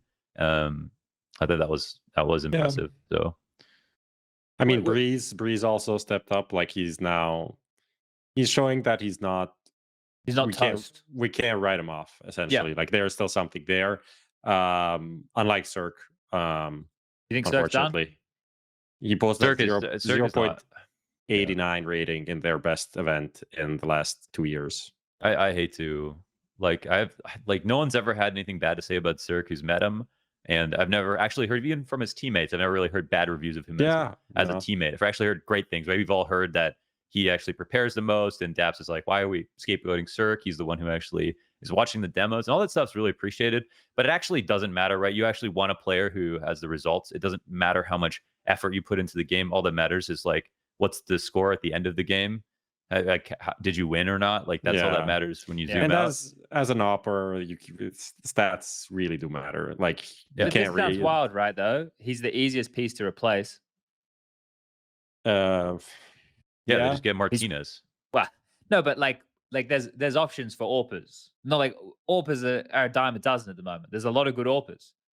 Yeah, right. Depends on who. And he's European, so they can get rid of him and get another European and not lose their RMR, right? Yeah. So I know that's not going to happen this cycle. EG just don't have any balls. You know, they won't make a move like that. They just don't. If they did, they would have already. And that's the problem. If this is G2, it would have been cut 3 years ago. Yeah. Well, they're making roster changes more than they're changing underwear over there. So look, but I don't know. MOUZ available, right? Like people in chat are typing SPUNJ. I don't know if he would be the fit for that team. But there's a lot of names. You know what? Here's a crazy one. Just returning to Liquid for a second. I know we're going to talk about them later. So I saw a comment in a forum or a Reddit thread that I didn't actually think was fucking crazy. I thought, hold up a second, this guy might be onto something. Were you wearing glasses? Was I wearing glasses? Were you wearing your glasses? Are you sure? I wish I don't need glasses. Yeah, that's still, the eyes are still all right. But maybe I was half asleep or some shit. But get this, they suggested for Liquid, device to Liquid for oSee. Wow. Banger. actually not a terrible idea. Absolute giga banger. And then That's OC to Australis. I'm down. What about OC to EG? OC to EG maybe? I don't know. But think about this. Elige, NAF, YEKINDAR, Device. That team's fucking. Okay, but and this is another YEKINDAR thing. I mean, you could say this with every core in top 10 right now. It'll sound No, but great. Elige and NAF and Device and YEKINDAR. Yeah, but okay, And but, the okay, thing but is- 1 week ago saying Elige, NAF, and OC was already pretty sick. Yeah, but Yeah, we're it's not true. saying But that what anymore. happened? What happened this week? So? What happened this week? What Things do happened? move fast. Honestly, dude, what happened this week? I have no idea. It's like for some reason, it's as if Cloud9, they were like, we know OC's bad, even though no one else thought this. And they like on Inferno ran up mid every round and just rifled him down when he was holding like his best angle on porch side on Inferno. And it was like, what is happening, right? Like, what's the disrespect that's coming through from all the Cloud9 players who are normally defaulting for like a minute? And how is it working so well? And why is OC missing sitters? No, Why? it doesn't make. It's like, where does the confidence go from like one event to another? Like, how does? And honestly, as an OC fantasy picker, Chad, you're on this as well. It hurts. Still got top 7%. Hurts even Yeah. more. Just like see, there was this one round. It was like it was kind of like a B execute kind of a thing. Nitro backside like triple OC coils. Some smokes come in, but they're not even that effective. Like this is a round where like Brokey gets 2 kills and stays alive, and like Nitro and OC combined for 0. Like, what is going on? How is this possible? Like, Well, okay. So Maui and Blair brought up on the desk, especially Vertigo CT side. They had him AWPing mid a lot, and he wasn't going for like peaks towards the A ramp, right? So he was kind of neutered. He was just throwing a lot of utility. And then every time I saw him, every time we went to him, it wasn't like he was holding an angle with an AWP. He was always ready to throw a nade. he was rifling a lot actually on Infernos as well. My problem with this, I was talking about Maui about this, and he was just saying that he doesn't feel like OC. He has like a little bit less confidence because he's not. It's not on him now to like be the star carry as much with YEKINDAR coming on. I don't think that gives him an excuse to miss shots that you're just supposed to hit that are easy, that are on your screen. But I think that also, I don't exactly know how tier 1 teams operate in a practice level today. But I'm from all the experience and times that I know about, if you have an opera on the team and they have ideas and they want to do things, you're probably better off working around that, because there's like enough operas that don't bring ideas and have to be instructed what to do. So I don't really understand if OC is in a position where he's not doing enough or doesn't feel like he can take enough opportunities, that if he's not asking for them, I don't put that on Liquid. I put that on him. If he's not asking to be set up, then I put that on Liquid, not on him. On him, not on Liquid. YEKINDAR's the one being set up all the time, right? You can see it's really clear. Like, he'll lurk up behind a smoke. There'll be like a flash and a molly combo ready for him to explode and find that entry. Like, he's hard clearing angles. Like, there's a couple of examples that come to mind from last night, like a hard clear he had on Divider against Nafany, I think it was. Maybe you heard Nafany. I don't know. The sound cue's not loud enough. But he like did this hard clear where he called for OC to throw like a front sight flash on overpass. He was in Divider, and on the other side was Nafany, just near that fucking wall, right? And he just hard clears. He just literally getting himself ready to strafe out 90 degrees to take that fight. A lot of those fights, YEKINDAR's just taking hard clears and shit, which is good. Like, he's the one obviously calling for these fights and stuff. But could it be a case where if YEKINDAR's the one who's brought across this system, quote unquote, from what they were doing in Outsiders with Jame, well, YEKINDAR's not Jame. YEKINDAR's YEKINDAR, and Jame was the puppet master of the entire thing. Yeah. So how OC is meant to function in this team needs to be more how Jame would function, but nobody really knows how Jame functions other than Jame. You might not know. Yeah, he might not even. That's a decent theory. I like that. There is something to it for sure. And the whole confidence thing is a weird thing with CS players. Like Launders, what you were saying, like he shouldn't be missing sitters, and he was missing them a lot. But it might just be like, you know, you lose some of your like confident plays and like aggressive plays that you want to do because now the team is doing some other stuff.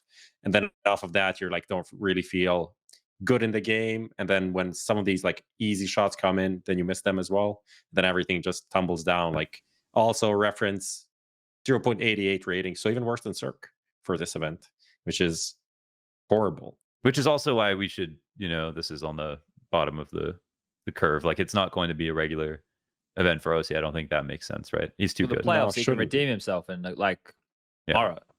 right? Are they playing tomorrow? I don't know exactly when people are playing. Liquid Fnatic, that should be tomorrow. That should be the first game tomorrow. Then the second game tomorrow is Complexity Phase. Chat, oSee good or bad? One word. Let's reduce him. Let's reduce him to one word. Yes. In Pro League groups, bad. Overall, good. Good. Yeah. I think that's the. If he doesn't bounce back, right, and he's still having a hard go of things like for the run-ins, the RMR and everything, then we can look more as then device. But and the reason I said that as well, because we know Astralis don't like spending money, right? We know Astralis don't like opening the bank. They like wasting money. It's still the same thing, you know.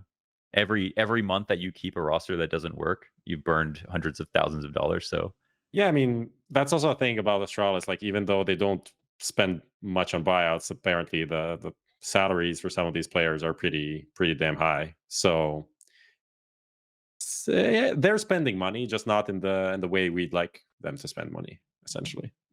Well, if device is costing, what are the reports saying, $1 million? That's a lot. That's like basically free these days, isn't it? I guess we all have $1 million just lying around. But that's literally, I mean, that's like 10 months of salary or something. Like, it's not even. Well, for the whole team. Yeah, well, okay. Well, how much are you getting paid, Launders? Am I not charging enough here? Did the thing all scale out of control since I've, like, what the fuck? Like, if players are making that much money, we should be making more than we're making. Yeah, but okay, what's the biggest buyout so far? Was it Nico? I don't know. How much did Device go to NIP for? Because wasn't Device was already like around $1 million, right? like 800K or something. That was one of the biggest ones that we know of for sure. Yeah. So that's like there's barely any inflation here. That's like 1 million. That's nothing. 2022, $1 million. That's how much I pay for my vegan salad when I go out for lunch. Avocado toast. Exactly. That's what they say. If we stop spending money on avocado toast, we'll be able to buy a house. That's what our parents think, guys. That's what they think of us. They think if we stop buying avocado toast, we could buy a house. Did anyone ever say that? That's just Instagram memes. I think it's Australian newspapers as well. Yeah. Okay. Yeah. All right. Let's jump into who did we miss here? Oh, Eternal Fire. We should talk about them. YEKINDAR roll back the years. Damn, that fucking game. What was that game against Liquid?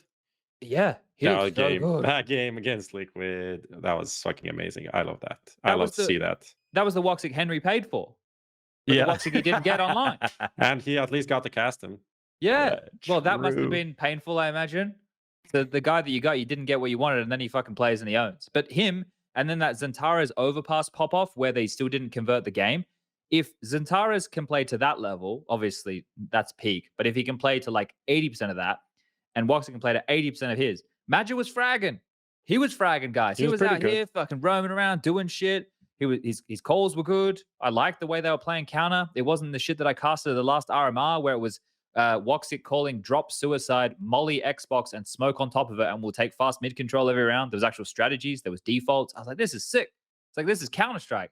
Like, I think Eternal Fire, if they keep grinding, maybe more, because it's a little bit more, you know, if he can be less of a liability in the entry department, then maybe they can have a chance. Paz, we didn't get to see a whole lot from either, really. Yeah, I don't think there's any wrong names here. Like, from like all the years of Space Soldiers that we've watched, like this roster looks like the one that they were looking for the whole time.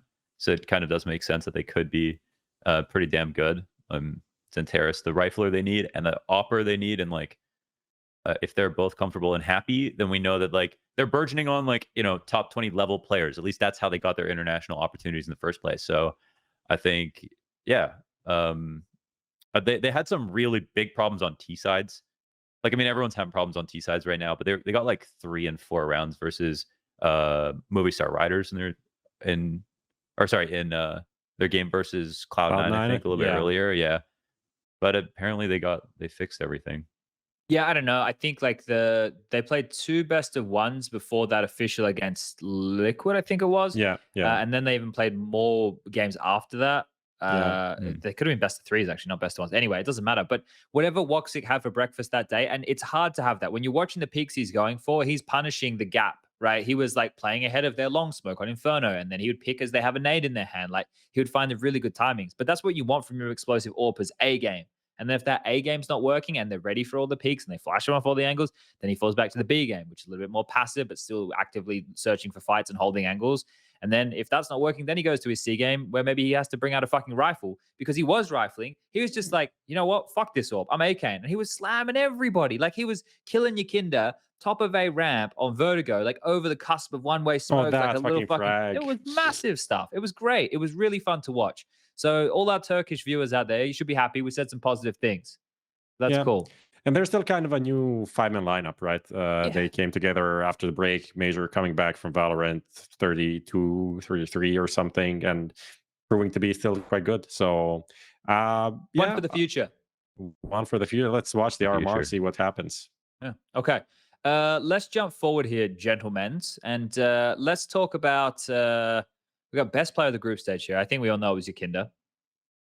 Yeah, oh no, Queserado though. Hold up. Oh yeah, Queserado. Oh, thank God I picked him in my fantasy. Do you want the fun stat about Queserado? Yeah, he had a higher T side rating than CD side. His T side rating was 1.5, while also being the best player in groups. Yes. Holy shit. He was better on the T side. There's only a few players who have that. Isn't that only like s1mple and ZywOo that have? Yeah, on a yearly basis, yeah, for sure. Yeah, when you go like filter for like LAN and then like top 20, then there's like very few people have like even a positive T side rating overall. That's a huge factor then. Dude, that's crazy. And you guys know how much I love FURIA. I tweeted out in May that they're going to win Rio. As long as they're in form. The thing is, I really believe that like Yuri and Queserado are like as good as like they're like as good as the players back in the Luminosity SK days, like maybe not Cold Zero level, but I think they're like of that same quality. Like I could totally see them cracking top 5 on HLTV one year if FURIA as a team have good enough results to make deep runs consistently and stuff like that. I just think they're that good. I don't see why FURIA can't win tournaments. I think that's basically been my bar recently for figuring out if I want to watch a team or not, is if I believe they have the roster they can win events, even if they don't win everything or can win majors. And I when I look at FURIA, I think they can win tournaments. They don't, but I think they can. Okay. What do you think of the? What's the problem? What's stopping them? Because this I actually don't know. Queserado and Yuri are mega legit, right? Like those two are those two fuck. But like outside of that, is there enough consistency in the other three to be good enough? I think Drop is actually like the best 5th man and like in the scene right now. He's just fit in so damn well. He only makes good decisions. Honestly, he's really, really good. He could be like low key carrying some lower level team in my opinion. So I think that Art's swings are such that he's kind of like an Alexi B in terms of individual level. Like he actually does have really high peaks sometimes individually, but maybe it's the nature of the volatility with the style of play that he has. But he just hits red streaks like much longer and then hits green streaks for a long time. And that kind of volatility, I think, is hard to recover with the team. I hope that's not the reason, because kind of like what Cadian is to Heroic, Art is a huge part of the identity of the roster. And a huge appeal for me as a fan to just want to see a style like that be able to work. But I think it's like, I think if Art pulls, if every game was positive for Art, I don't really know how many teams would even beat FURIA, because everyone else seems really good to me. Yeah, I think like that FURIA still have that explosive identity to them though, right? Like that's the thing that is why I don't know if they can.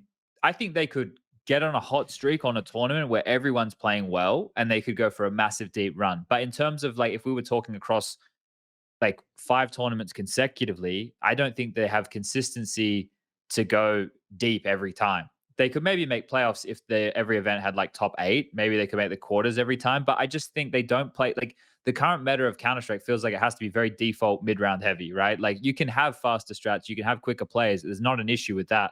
But everybody needs to be able to. I know. But like you look at the best teams, you look at FaZe and you look at NAVI. They both have fast and explosive strats. They all have gimmicks as well. But the majority of their style is based off of information and defaults, and then capitalizing on that information in the default, or making a good mid to late round call and sticking the landing because your players hit a couple of nice shots, right? Like, I just don't want to reach 20xx wherever, it's like Fox wins every game. I want to have like not like an algorithmic style of playing CS. None of us want that, right? I mean, my dream is for CS to be played in every country, for all those styles to be able to work, even if not all of them work all the time. And like FURIA and Heroic are like the 2 representatives of this one style that's maybe a little too aggressive. Nobody wants to believe they can do it. Yeah. And I mean, Heroic, okay, they won like a fucking, Pinnacle Cup, whatever. But it was a LAN. they pulled that out. I think we've seen them have periods of time online where they showed they could do it. I think FURIA haven't really got there, but I still want to hold out hope that this style it's still possible. If we could have the version that had Henny in it, right, before he made, or the team made that, and if we could transport them from that time where they were dominating online to now, obviously there need to be some adjustments, but that roster, I would be really excited to see that roster play. Safe hasn't knocked my socks off. No, he's not doing it for me. He's not doing it for me. I don't know why. Yeah, but he's there. Sometimes he's hitting shots, sometimes he's not. But if Henny was like, Henny for whatever reason was the perfect fit, because Art could AWP and go crazy aggressive and get one kill and die, and then Yuri and Quesarado between the two of them would probably get a multi-kill, and then Henny would be left in a 1-on-2, and he's just, for whatever, that's where he does his absolute best work. In the maddest situations where nobody you would ever expect someone to win the round, Henny just fucking wins the round. And it's so crazy because he wasn't that AWPer before. Like he was, yeah, man. He was like Dexter, you know. He was that kind of a player, just like all out aggression, jumping through a smoke with an AWP. And then he worked perfectly on FURIA, and then we got the classic, as I dubbed it, one of the worst decisions in CSGO. Up there with Kirby. Yeah, that one's up there with Kirby, right? Yeah. That device. I think it was a good pickup by Endpoint.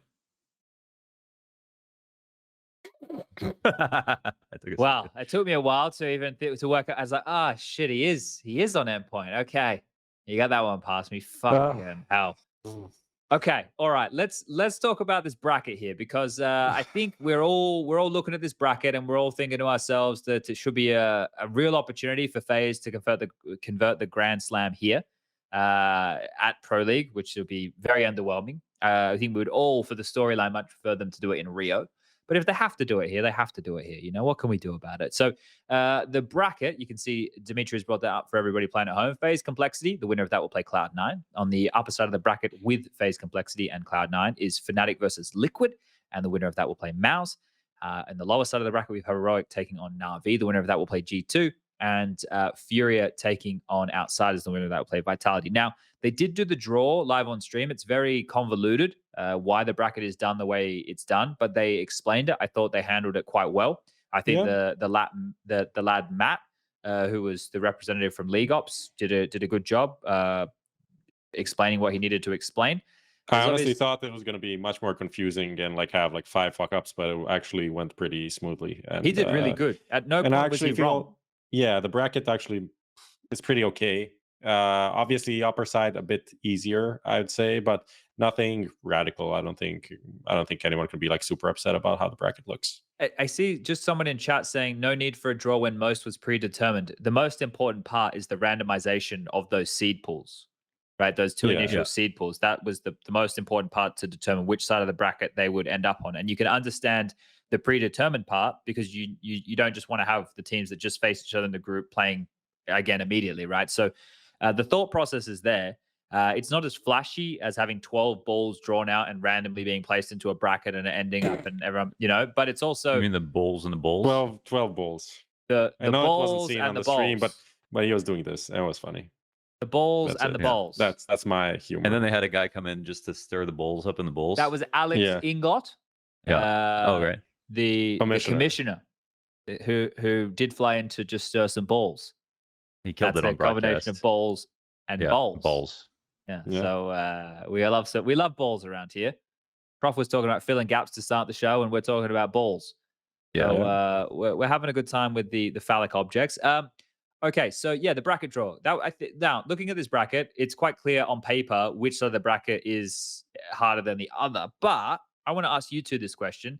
Do you think that even counts, considering where we are in the calendar? Do we really know, right, other than Complexity, who showed really good form in the group stage, but other than Complexity here, do we really know where to pin all of these teams if we were to do a power ranking right now? Like, how do we know? How do we know that Fnatic isn't better than FURIA at the moment?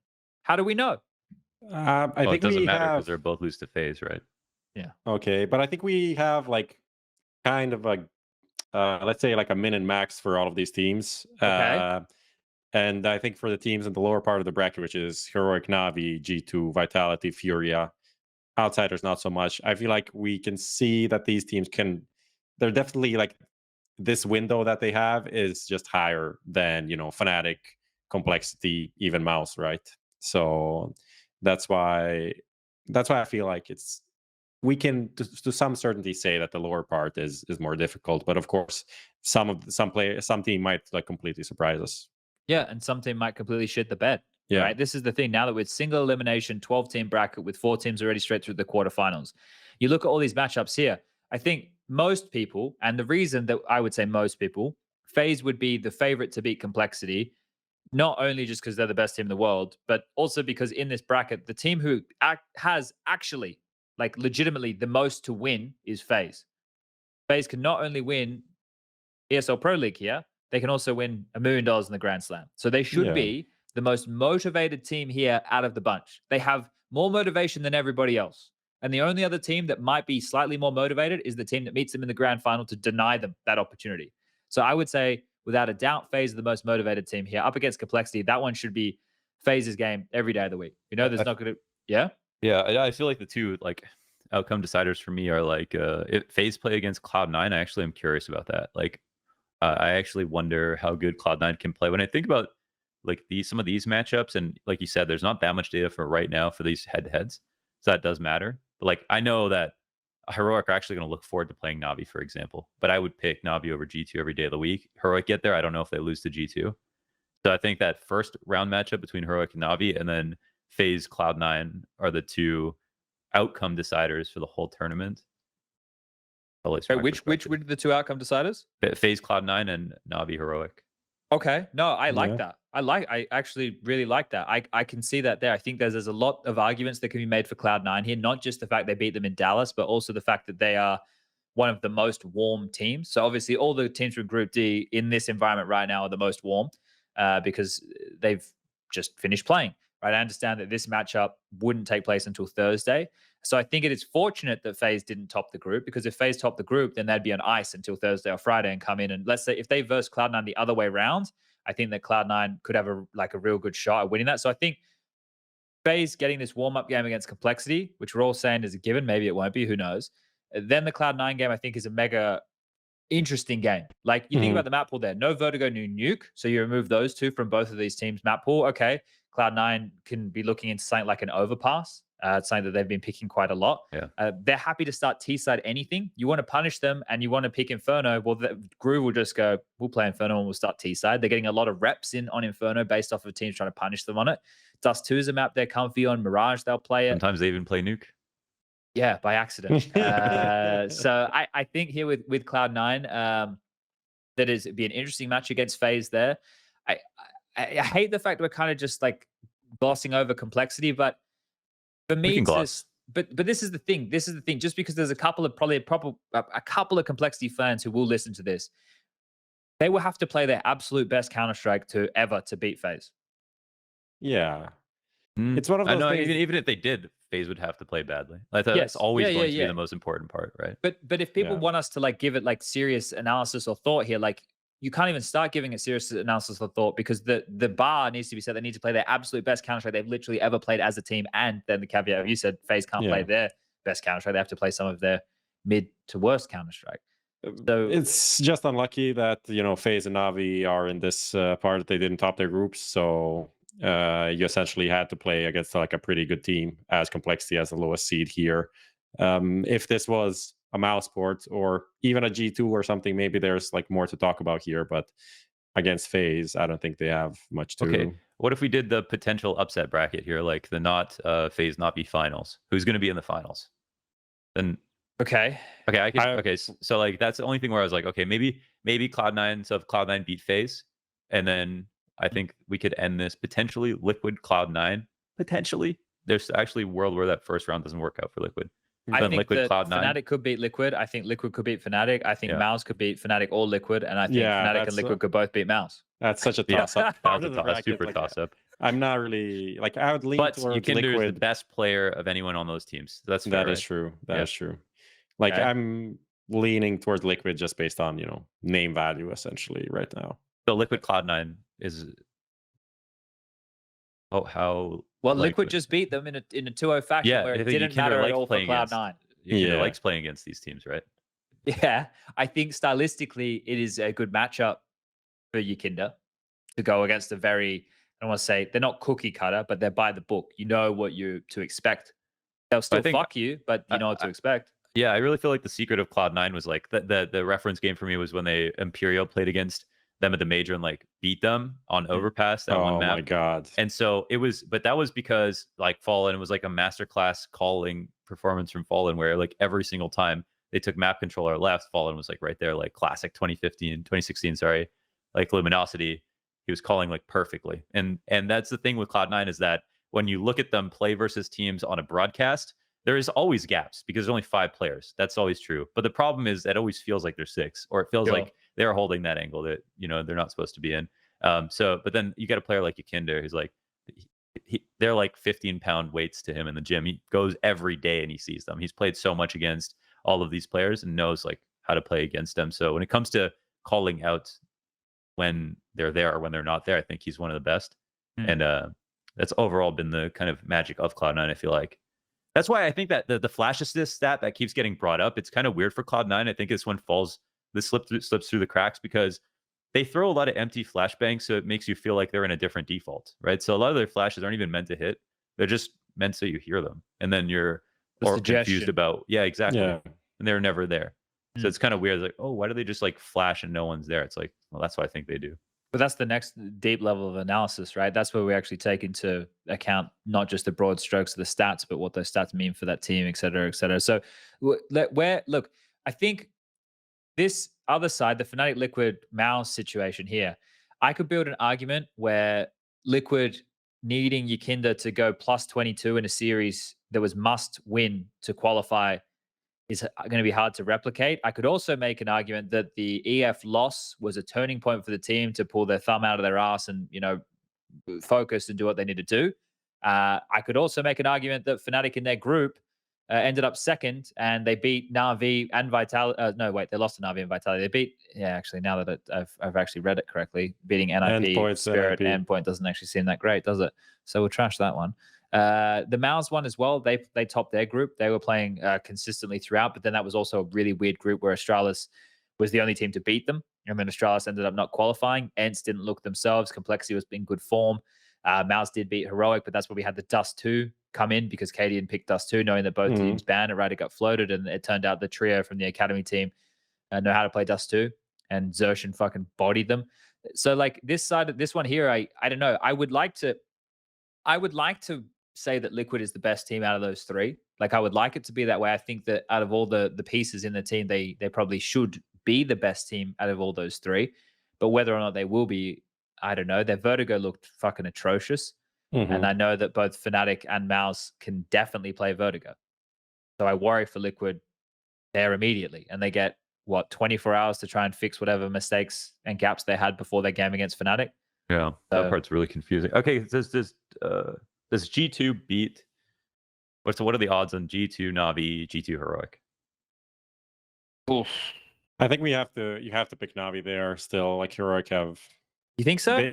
Historically beaten them every time. Does there feel like there's something in the air though, Prof, with Navi at the moment? Yeah, it doesn't seem like. Is that because of the s1mple drama with the 2 bits of news that popped up around him recently? All the drama, but you also know that s1mple posted for his standard disappointing 1.10 rating or something in groups. Yeah, he's had a few bum maps, unfortunately. I don't know. Yeah, it hasn't always mattered in the past, but I mean, it's probably like, eventually this is going to catch up. Yeah, but the thing is, couldn't they just be like, as long as we qualify for the playoffs, who gives a fuck? Because we'll run the bracket. Doesn't matter who we're against. Yeah, like, it could be that too. Certainly I know that's a part of it. You know, like for s1mple, if there's someone who had a bad rating, and I don't think it's going to happen again, it's s1mple, right? Like I know everybody has bad games and maybe had a bad group stage, but they qualified as they needed to qualify. I just feel like the drama that's happened recently just kind of puts this weird air around the team, and probably they're going to come in and just fucking body everybody because that's what Navi do. I don't want to like delve into drama too much, but I feel like it's not like one thing happens and then the other thing happens. It's kind of interconnected. Like you don't go on Twitter and get into beefs with people if things are perfectly fine in your life, right? So definitely a team that is for obvious reasons not in a great spot. world situations out of this, and then you may not be super in a good mood all the time, and then things piss you off, and that also just reflects on how you practice, how you play, everything that's going on in your life, right? Yeah, I mean, I don't know. I don't know if it's rumor, but like when we were coming to Lisbon, it was like Simple. I remember who said this to me, but Simple had like 5 hours on Steam or something like that in the past couple of weeks. It was just like periods of time right now in this last year, of course, have been like insane. So he wasn't always playing consistently, but then he came and got MVP at the event, you know. But it's like, how many times will that actually happen? Like, but that's the thing, though. We got to wait, right? Like, eventually it'll happen, and it'll be like, okay, well, he is mortal. But until that happens, it's like, now we're going to playoffs. Now this is where they do their best work. Like, I have to give them the benefit of the doubt, but I could easily make an argument that Heroic could beat them. Like, you look at was it Antwerp where they faced, and it was like 16-14 on Ancient or some shit. And I think Heroic won the first map. Yeah, like there's a chance. Like, there's definitely a chance. Both teams coming in cold, right? Yeah, they have a good map pool versus Navi. They can take them on nuke. That's like the big thing. And so, at least they think they can. It doesn't. You know, they give it a crack. They did once, but okay, that was a group stage game. But and then also, Yabi's getting he's getting better. He's definitely getting better. Yeah. He had a slow start. He's getting better. So that's that. Like I at like Cologne, it was like, okay, they would never go out in groups at Cologne if they had refresh. They probably would have actually had a chance of making the finals of Cologne or something, or top 4 if they had refresh for sure. But then they got Yabi, and his first couple weeks were really rough, but he's not really there anymore. So I think Heroic should be expected to get better. Yeah. I like them long term, just don't like them right now. And for this bracket that they have in front of them, I think it's really, really rough. All right, let's start filling it out here, right? For poor Dimitri. So I already filled mine out, and I didn't realize once I hit save, there's no take backsies. So I start from the top. Oh, wait. Oh, here it is. Yeah, okay. Start from the top. So phase over complexity, yeah? Yeah. Yes. Yeah. Okay. So let's have a vote on this. Cloud9 or phase? I'm going to go with phase. Yeah, I'll take phase. Yeah, I'll go with phase as well. Okay. Boring, but we'll take phase. Yeah, even though we've said that there's a real chance Cloud9 can win. I think we've all said that Cloud9 can win here, but we're just, you know. Okay. Fnatic versus Liquid. Fuck. I'm still gonna liquid. I'll go for Liquid as well. Okay, so for the record, I will say Fnatic, but we will pick Liquid because this is a democracy. Okay. MOUZ or Liquid? Liquid. I'm waiting for you to pick something, so my vote is not. Well, he picks the same that you get. No, I'd go with MOUZ. I would still pick Liquid. Okay. Pick Liquid. Yeah, okay, so Liquid over MOUZ. And then phase versus Liquid. Phase, yeah. Phase. Yeah. Okay. Fine. So phase grand final. That's okay. Now the lower half. Heroic versus NAVI. We all just said there was a chance Heroic can win, but I'm going with NAVI. I'll take Heroic. Leaving this to Prof. I'll take Navis. Okay. See, this is the safe bracket. This is this is the thing, right? I want to go out there because people at home, if we went out there and I think these guys are all going to win, right? Everybody has the boring bracket, which is probably what we're doing right now, the boring bracket. Yeah. But I would love to have a punt and go, you know what, my gut I think now this part of the bracket it'll get interesting because I actually forgot. Yeah, like there's vitality. We haven't really talked about that. Yeah, true. Yeah. Okay, so Navi and then Navi G2. I'm going G2. I honestly did not watch a lot of G2. I was on vacation that week, so I'm just ignoring all of the good Even that they take show. Heroic in the first round, I'll take Navi here. Okay. I'll also take Navi. Yeah. Okay, so Navi over G2. So Navi in the upper bracket. But that's a very difficult one. Like that G2 one, I'm not really sure about. I'm not even sure who's like bet maker favorite on that. I was actually trying to find the outright odds for the tournament, and I could not find any bookmaker that gives them. So if anyone can find that, please link it to me. I wasted like 10-15 minutes trying to find this. All right, FURIA outsiders. Split versus K Serato. What a fucking battle. I feel like there are past head-to-heads that would be meaningful here, but yeah, they were a lot, right? Remember back when they were like VP and even when they were Avant-Garde and FURIA used to lock horns years ago. That's right. Like, years ago. DreamHack Rio Grand Finals. Yeah. I'll take FURIA today. I think they've just got like a particular motivation with Rio coming up, and they're playing very well right now. Yeah. Okay. I'm going to go with outsiders. I'll take FURIA here. Okay. K-Serrato has been fucking insane. So FURIA on that one there. Okay. Vitality FURIA. Vitality. Yeah. You're just giving up on them. They're Is so Vitality motivated. actually? 5 minutes later, they don't. Who cares? ZywOo and Spinks. They'll win. The FURIA will win Rio, but the Vitality will actually win. They'll win this. They'll win Pro League finals. Watch. Okay. They just might, because like in this here, I'm kind of almost siding to Vitality in this game. I'm with Vitality. ZywOo and Spinks. Why are you so confident? Vitality. ZywOo and Spinks. Oh, simple and oh wait, we're talking. Wait, we were already past. Okay, sorry. Okay. I thought we were still talking about the fucking FURIA again. No, I'm going to talk about Navi Vitality. Vitality. If Navi are in form to beat Heroic G2, then they're beating Vitality as well. So with the bracket we have right now, for me, I would already have Navi out. I just think if they're in form to beat Heroic and G2, both hard games, I think they'll beat Vitality. We probably made a mistake there, though, didn't we? With Navi? What? Yeah. Probably, but this is the safest bracket, right? But this is the thing. Like a lot of these games are 55-45 or 60-40. They're not 80-20. They're definitely not 90-10. Like the only game that I think is like a 75-25 is FaZe Complexity. I'm still giving Complexity 25% chance they could win that series. The rest of these games, I fucking coin toss. You know what? I'll say this. I didn't, honestly, I just forgot about Vitality when we were just talking earlier because this like third rung was like so insane. But I think I take Vitality over Heroic G2 or Navi right now. Okay. So you're picking Vitality? Yes. Prof? Me too. Okay. So Vitality FaZe grand final. Shit. I've been fucking outvoted here on a lot of the way. This is my bracket. This is not a representation of. No, but that's like my bracket. My bracket has a couple of like weird things in here. Like I have fnatic over Liquid, and then I have MOUZ over fnatic, and then I have FaZe over MOUZ, and like I have Heroic losing to Navi, but Navi losing to G2, and G2 beating Vitality. But who knows? Like, yeah, I mean that is completely possible. Like that's absolutely reasonable. But it affects something that's kind of close to all of our hearts here, gentlemen, doesn't it? Like that we're all in a competition for right now.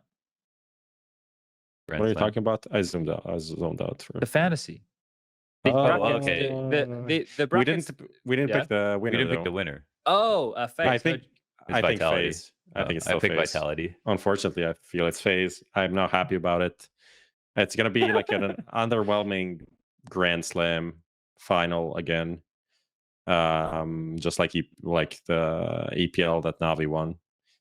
This is at least LAN, but still not. It's not, give me any arena. I am Dallas, give me at least that. This is the problem I have with EPL, right? This is the issue I have.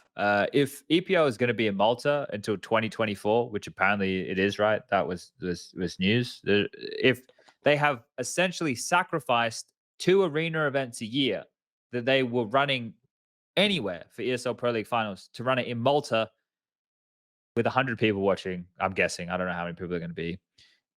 I forget 100 people. Actually, that'd be pretty good for Malta with subpar everything else on top. Like we literally just sacrificed everything for nothing. What are we doing? Is that the deal must be really fucking good to sacrifice everything for nothing, to lose the crowd, to lose production on site. I casted a whole season of Pro League on Facebook. Money talks. With that season, Launders, doesn't exist anywhere on the internet. No bots. That is gone.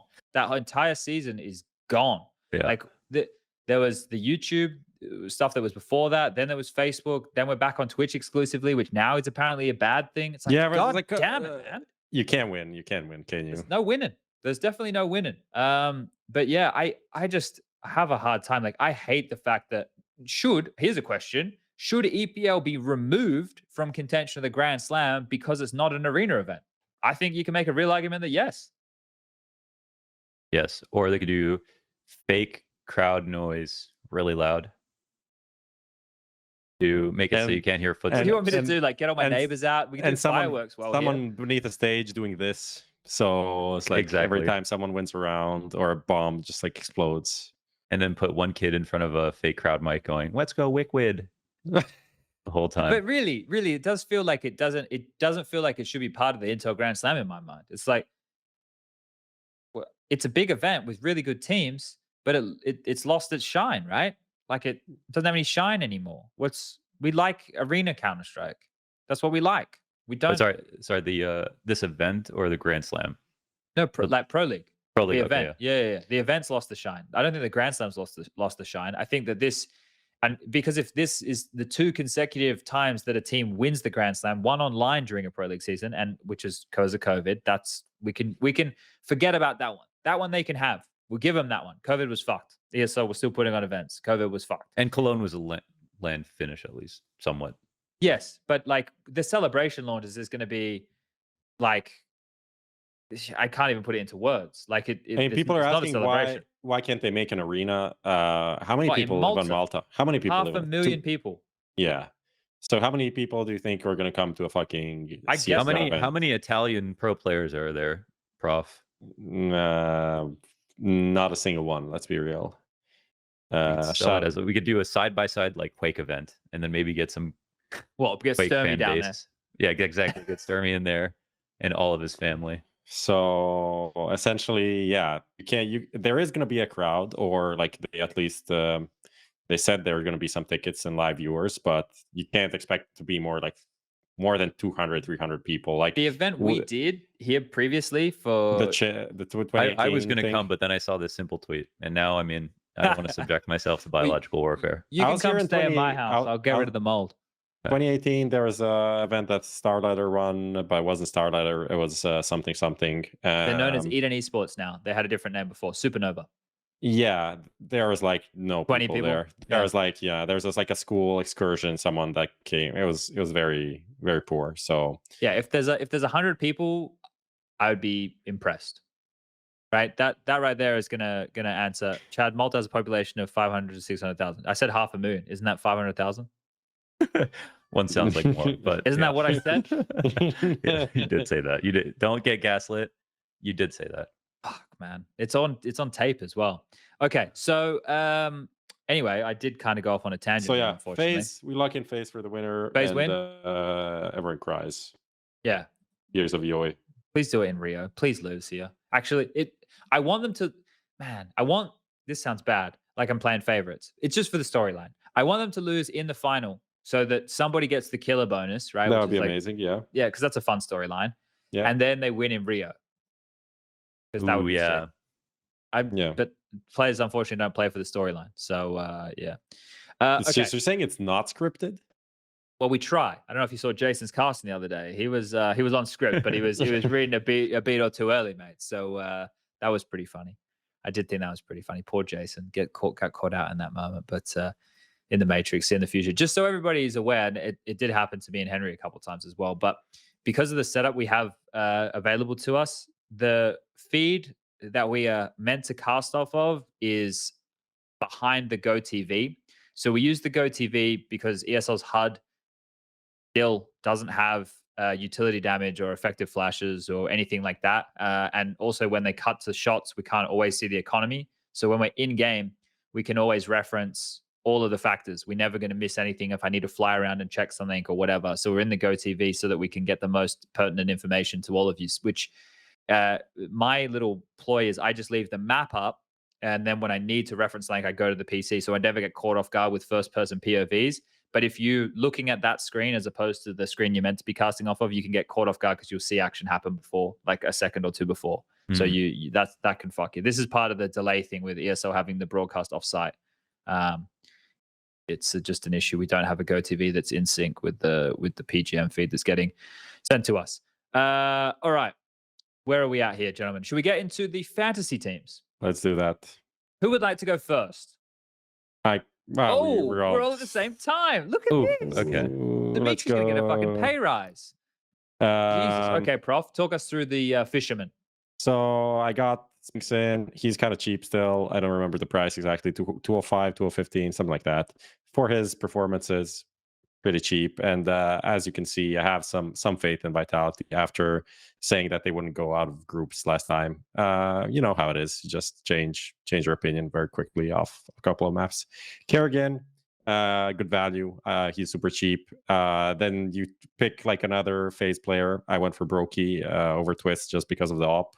And it's easy to rack up like the bonus points based on the role are pretty consistent, even though Twist with Headshot can also be pretty good. YEKINDAR, I feel like, I think they're going to win a game or two, so he was also fairly not expensive. And then Inters, because that's who I could afford for the 5th. And support role on it, I think he's going to do okay. He's actually been in pretty good form. You've gone with an interesting strategy, though.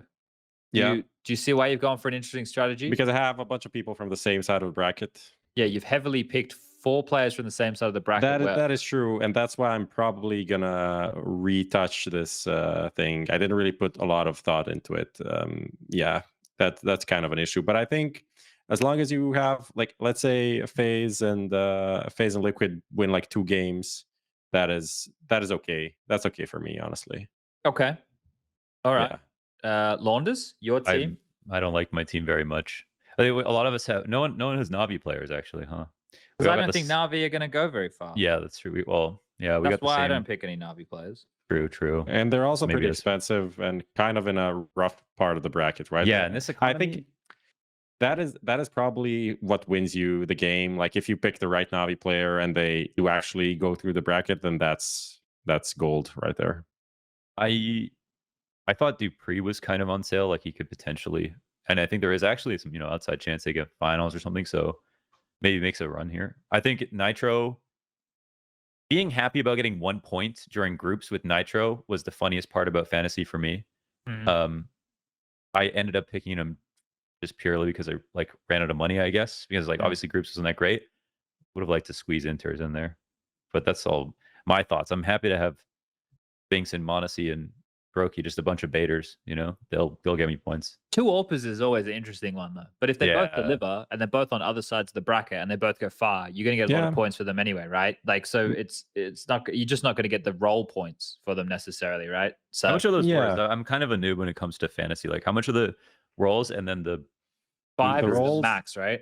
Yeah, rolls are 5 max and 2 for just average, and minus 2 if bad. Performance is the most important. But also, if you put up entry fragger on an AWPer, you're usually going to do well. Except for Brokey. Not for Brokey, but for monosee, it's going to be good, I feel like. Yeah, I will say, okay, so I was trying to, this actually just in a small aside, I was looking at, I was investigating a Reddit post because someone said they chose, selectively, here's like monosee's last 20 maps under HooXi, and then here's like his performances with Alexi, which I felt like was incredibly unfair because they played like 3 lands at the end of summer and then ended on a bad one, and then the roster dissolved or whatever. And then this last 20 maps have just been pro league groups, which is like, okay.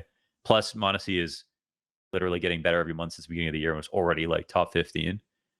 So I don't know how you guys feel about that, whether or not he's just like playing better. But one thing I did find in favor of HooXi specifically was that he was averaging like 35 opening kill attempts in his last 2 events with HooXi, where that's not necessarily a lot better than in the past, but consistently so far higher than almost any other event in the year. So there is some evidence that he is taking more opening kills. I just look at the way that HooXi had Nikodos in his team, and I think that I think Nikodos and monosee are both like can be very explosive AWPers and in your face, like we'll go for that repeat type AWPer.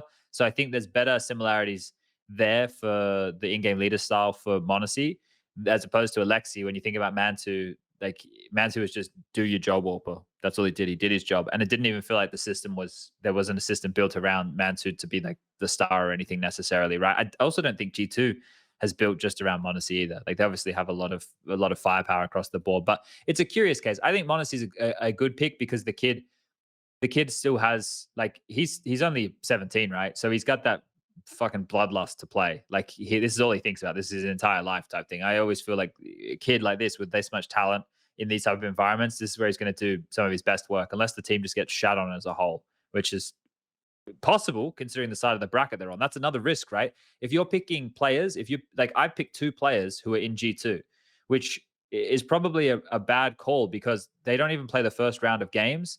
I'm hoping that they go deep.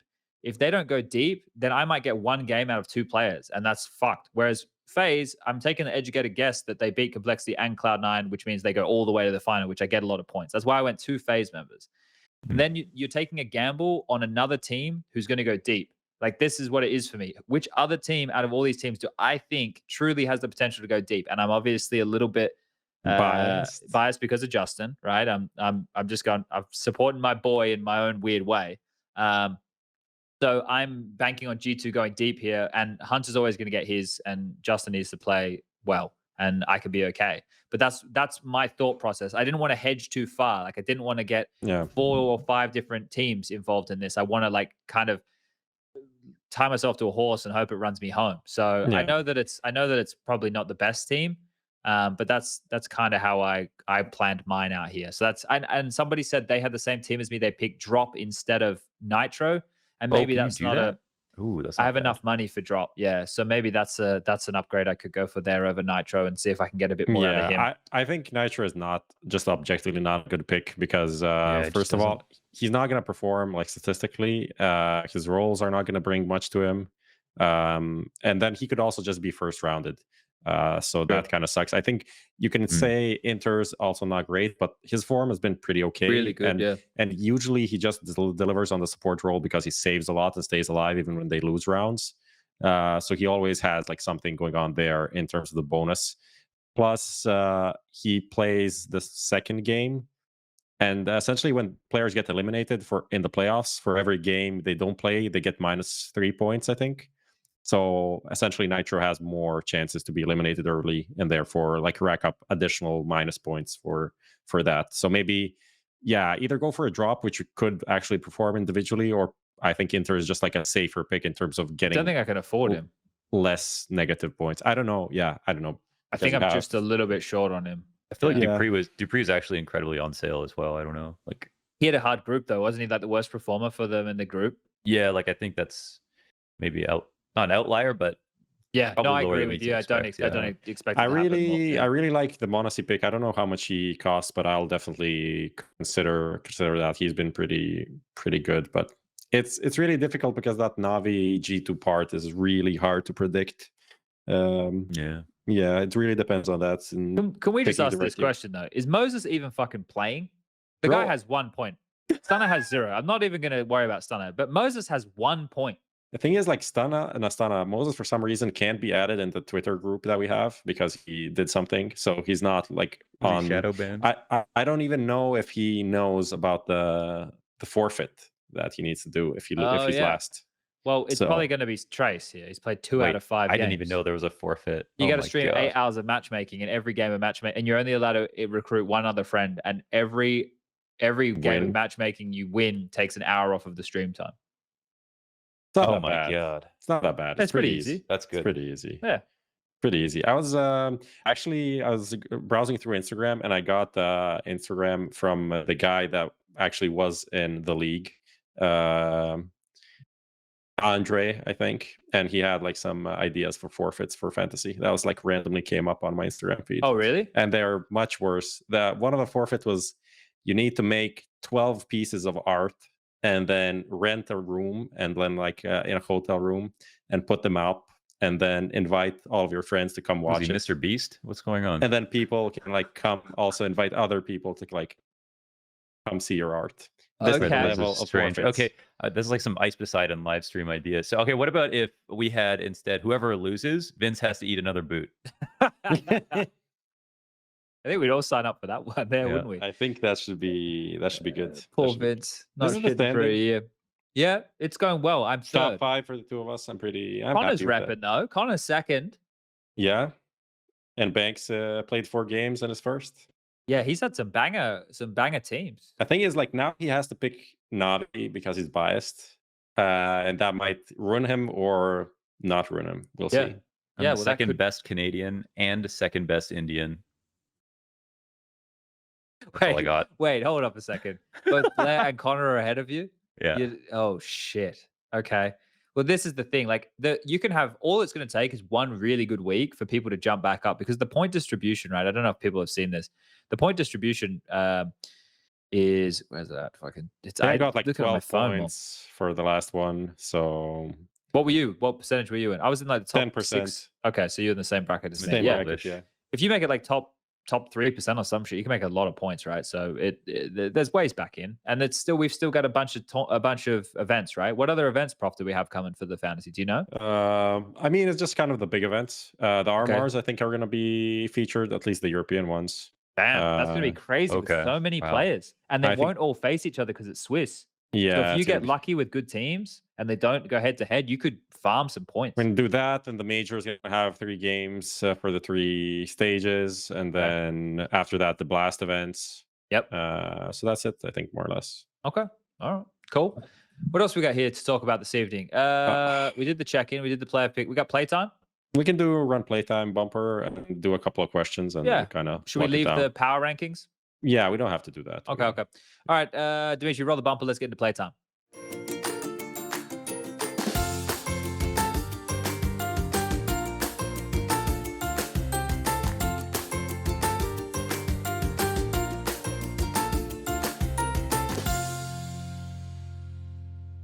As long as we're going to ask you some questions, because the people come with questions here.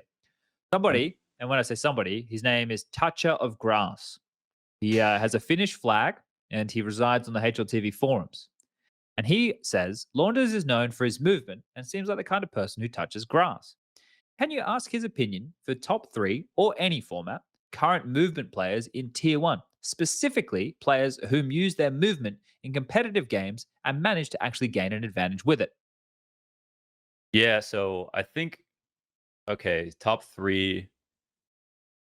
I think ZywOo is actually super underrated movement-wise. Pretty much perfect all the time. But I think the number 1 is probably Electronic for me. There's actually parts of games that Electronic uses movement techniques that no one else uses. Like when he's clearing outside yard on nuke, he'll do a long scroll, double jump onto the big box to clear the behind of mini, which no one else does that, and it actually makes a difference as to like how likely you are to get the kill. Very smooth with it. Also uses W strafes a lot. And then the 2 best movement players outside of actually in the game are Alexi B and s1mple actually. s1mple has beat some maps that I could never, and most players, even top KZ players, can't even beat once. So he also had really hard world records. So that's up there.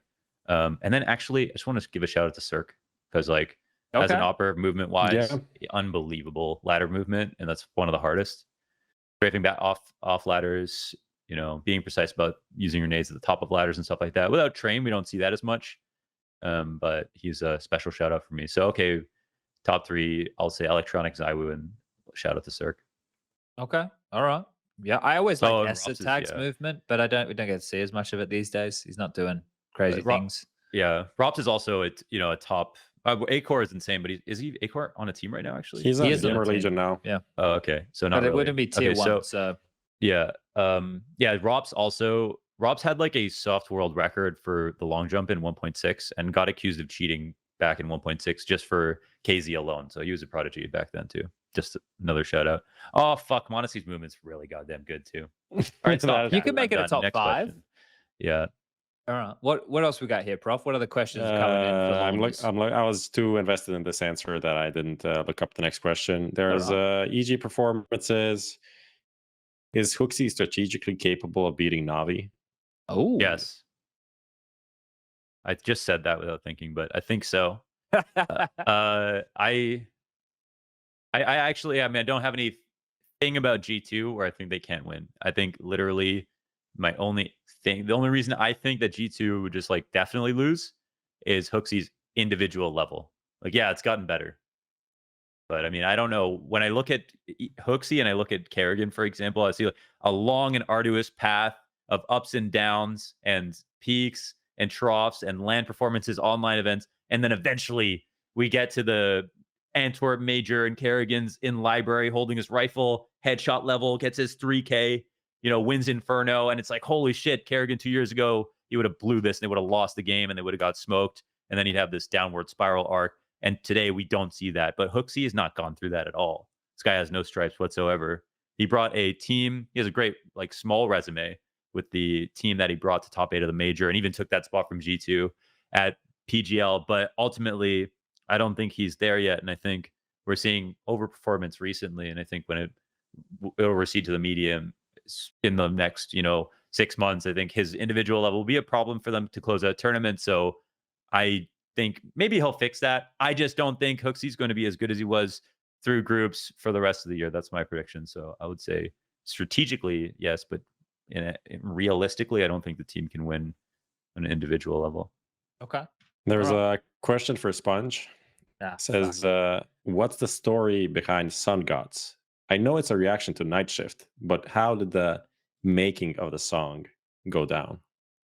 So Harry is, if you follow Harry on Twitter, you see that he releases like tracks with frag movies all the time of him just like, I don't know, rapping or singing or whatever. And Harry's a really funny guy. Like he's a really interesting character, Harry. I like him a lot.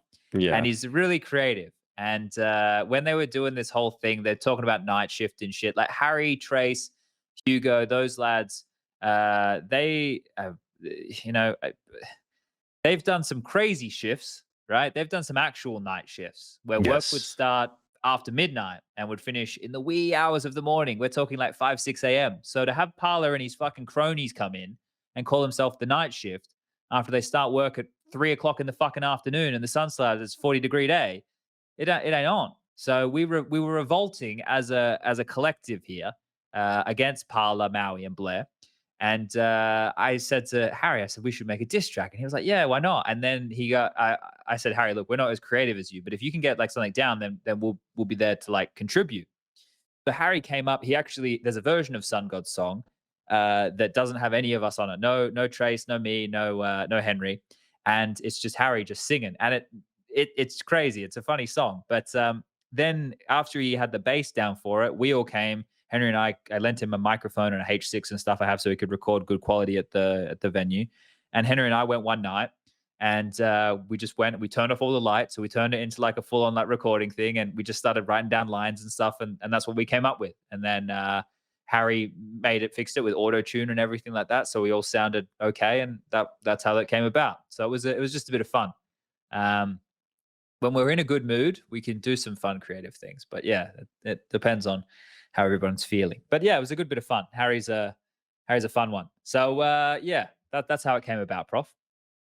There's a good question for launders. Was SPUNJ's performance versus Titan lucky or godlike? Oh, it was godlike. Yeah, without a doubt. SPUNJ doesn't give himself enough credit. You should do some content on that. Actually. You should. That's the crossover that we all need. Well, SPUNJ was such a legendary player just for like living in like a hotel in Vegas, being the premier Australian team, and then also having all these close ones. Like they were a really great team to cheer for back in the day because they were like the almost team, and like it actually made events more exciting to think like, oh, Australia is going to come through now. So, but yeah, if you only hear what SPUNJ says about himself, you'll never think that he had a great career or that his games were fun to watch, but it's not true. I only remember the dark times. I only remember the real dark times, like when all the problems the players have today, like any problem they had, I had at times 10, and I was dealing it for 6 other people while living overseas. It was like that's why I only remember the dark times, because like I truly was into like, this is my team and I can't let them down mentality. And then like as soon as I felt like I had let them down, I was like, I gotta go. Like the way I quit was I told them at the airport, I was like, guys, I don't know if I'm going to play anymore or not. And then they all had to fly to the Eastern States and I flew back to Perth. And that was the last time. That was it. Like I was so like, I was fucking donezoed. But that was ages ago. That was 6 years ago. That's fucking ancient history. Someone asked a question here. Never mind. It got deleted. All right. We got anything else there, Prof? Must have been a good question. Yeah, no, it's all good. It's all good. Do we have anything else? I guess last question. I want to ask Launders if he watches any other esports and take some inspiration in casting. Yeah. Casting. But I take most of my inspiration. I like American sportscasters, like NFL casters.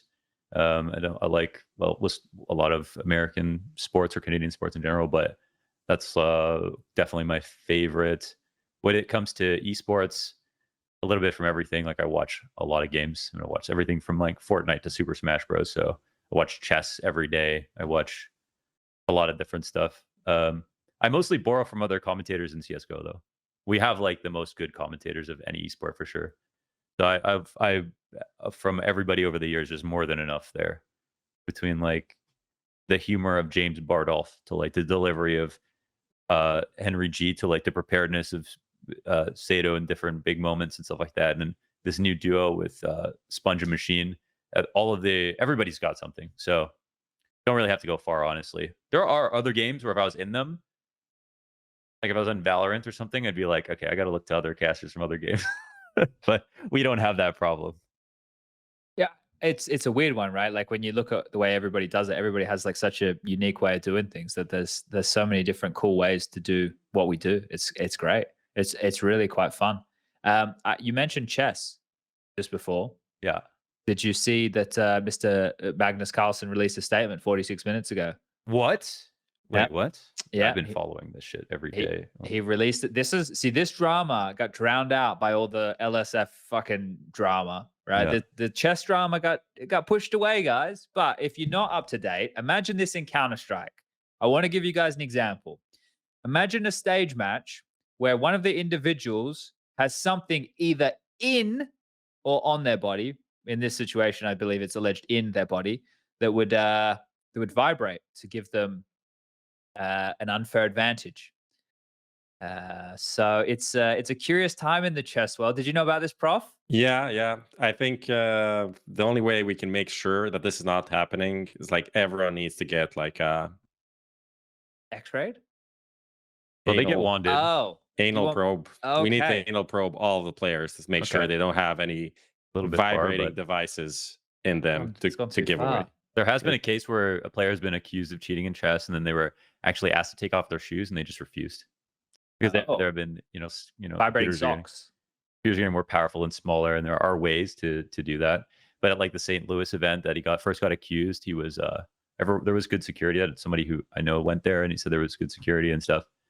But this one runs really deep. I think there's a little bit of, I don't think this is super clean for Magnus. Like he forfeited 2 games versus hands. No actual evidence that he cheated or accusation that he cheated in those games that people feel like are valid. But it is about his online past. Oh, this is such an aside. Do we have a stop talking about flusher chess? situation? It is like this a that. flusher situation? This is what I said. So, okay, I've been hanging out with, shout out to Eric Hansen. He's the #1 Canadian player, and he moved to Toronto. So I've been hanging out with him and getting the lowdown on some stuff. But I was telling him, I was like, coming from Counter-Strike, and he watches Counter-Strike too, by the way. Okay. Coming from Counter-Strike, I know how this ends. You know what I mean? We've seen this so many times that looking at the community reaction to jumping the gun and putting saying that the person who got accused needs to come up with proof, or all of these stupid things are like what they're going through all the time. YouTubers telling them what to think, and them jumping the gun or being too reserved or not giving any, credence to the fact that, hands did cheat in the past online, all these different little things. And I'm just sitting there like, man, I'm looking at all the people who are going to look like shit when this is all over. And it's funny for us because in Counter-Strike, no one's dealt with more of that shit than us. Yeah, they're catching up to us in this regard, isn't it? So that's interesting. All right. Well, we talked about mold and we finished on chess. So we did a bit of everything here tonight, gentlemen. Launders, now I know you're a busy man. I follow you on the social medias. I see that you're getting into a couple of different things. Now, there's a new boxer line being released soon. Yes. Oh, yeah. So October 8th, the pre-order, store.boxr.gg. I've been putting ads on all the videos on my YouTube channel.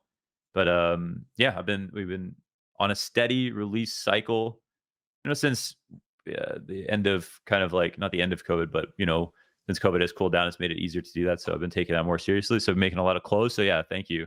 On the 8th, the weekend of the 8th, we'll have a pre-order, and all that information will be at Team Boxer on Twitter if you want to give them a follow. Thank you so much. There we go. And as well as that, you obviously do your YouTube channel where people can watch you like reviewing demos and whatnot. Yes. But I see you getting into the short space as well, and you want people to follow you there. So how do they go about finding that if they were looking? Yes, What's on the my best main way? channel in the banner, there's a link. So it's just like launders on YouTube, and then in my banner I have all the links for my short channel. Is the first thing. So that, or just my Twitter. But and last but not least, nominated for Esports Award this year. For content creator. Right? Yeah, we can do this, guys. I need your votes. We got to win. This is a win for Counter-Strike, for Moomins, Finland, Launders, India, Bleh. Canada, North America, Canada, Europe. dude. For demos Counter-Strike, everywhere. Aunt Jemima, everything. Okay, Vote for so me, please. the Esport Awards as well. Get Launders your vote. I did just remember a question I wanted to ask here, Launders, and I'm putting you on the spot, and I'm sure that I know the answer, but I wanted to ask you anyway to see. There's a lot of conversation at the moment about the Blast Paris major. We should have had you on to talk about that. But there's so much conversation about whether it will be in English or it'll be in French. Now, we've had experience with French events before where it was in French. I think Shox even interjected in one of the Reddit threads, and she said that it was French when League was there before. And then there was an article that came out with an ex-ESL France employee just the other day. I don't know who did it. I apologize to whichever. I'm not choosing to. I just don't have it off the top of my head.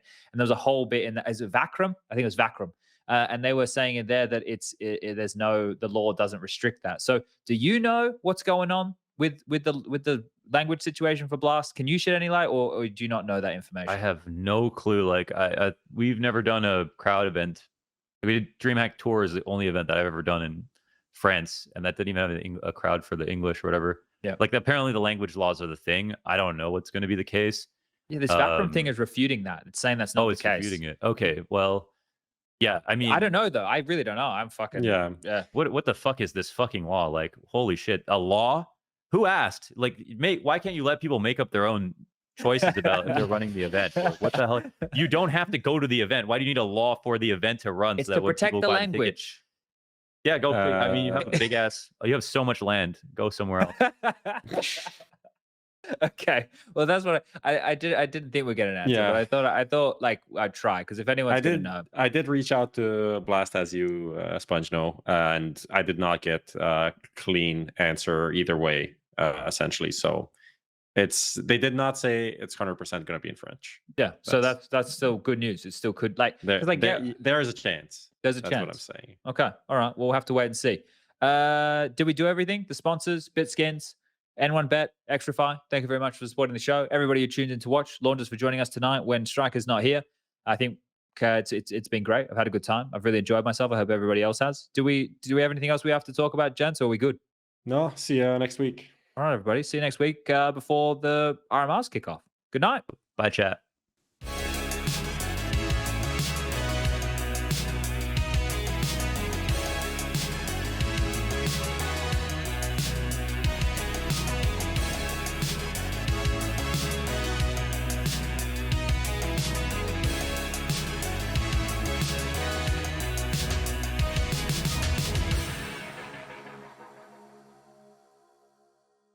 Add some fun to your space with Xtrfy, designed in Sweden with focus on quality products built on experience. You're looking at Project 4, their 4th generation of products with super cool colorways to stand out, with matching sets to satisfy with a solid B4 bungee, lightweight ergonomic M4 mouse, the K4 keyboard is fantastic, all of which are performance focused, and finish it off with colorful GP4 mouse mats that are bold in design and smooth on the surface. The retro theme in particular has got the feels. Complete your setup with Xtrfy. No regrets, guaranteed.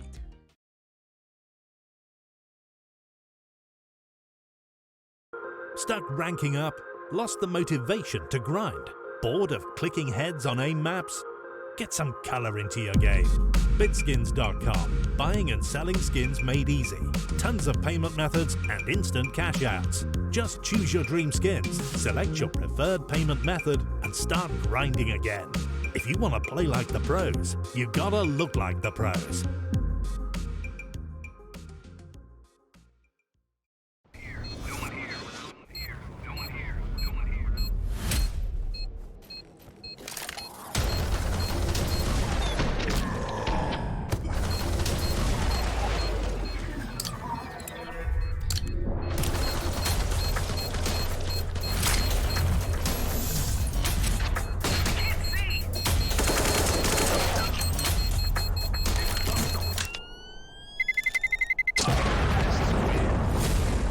N1Bet, your bet, your game.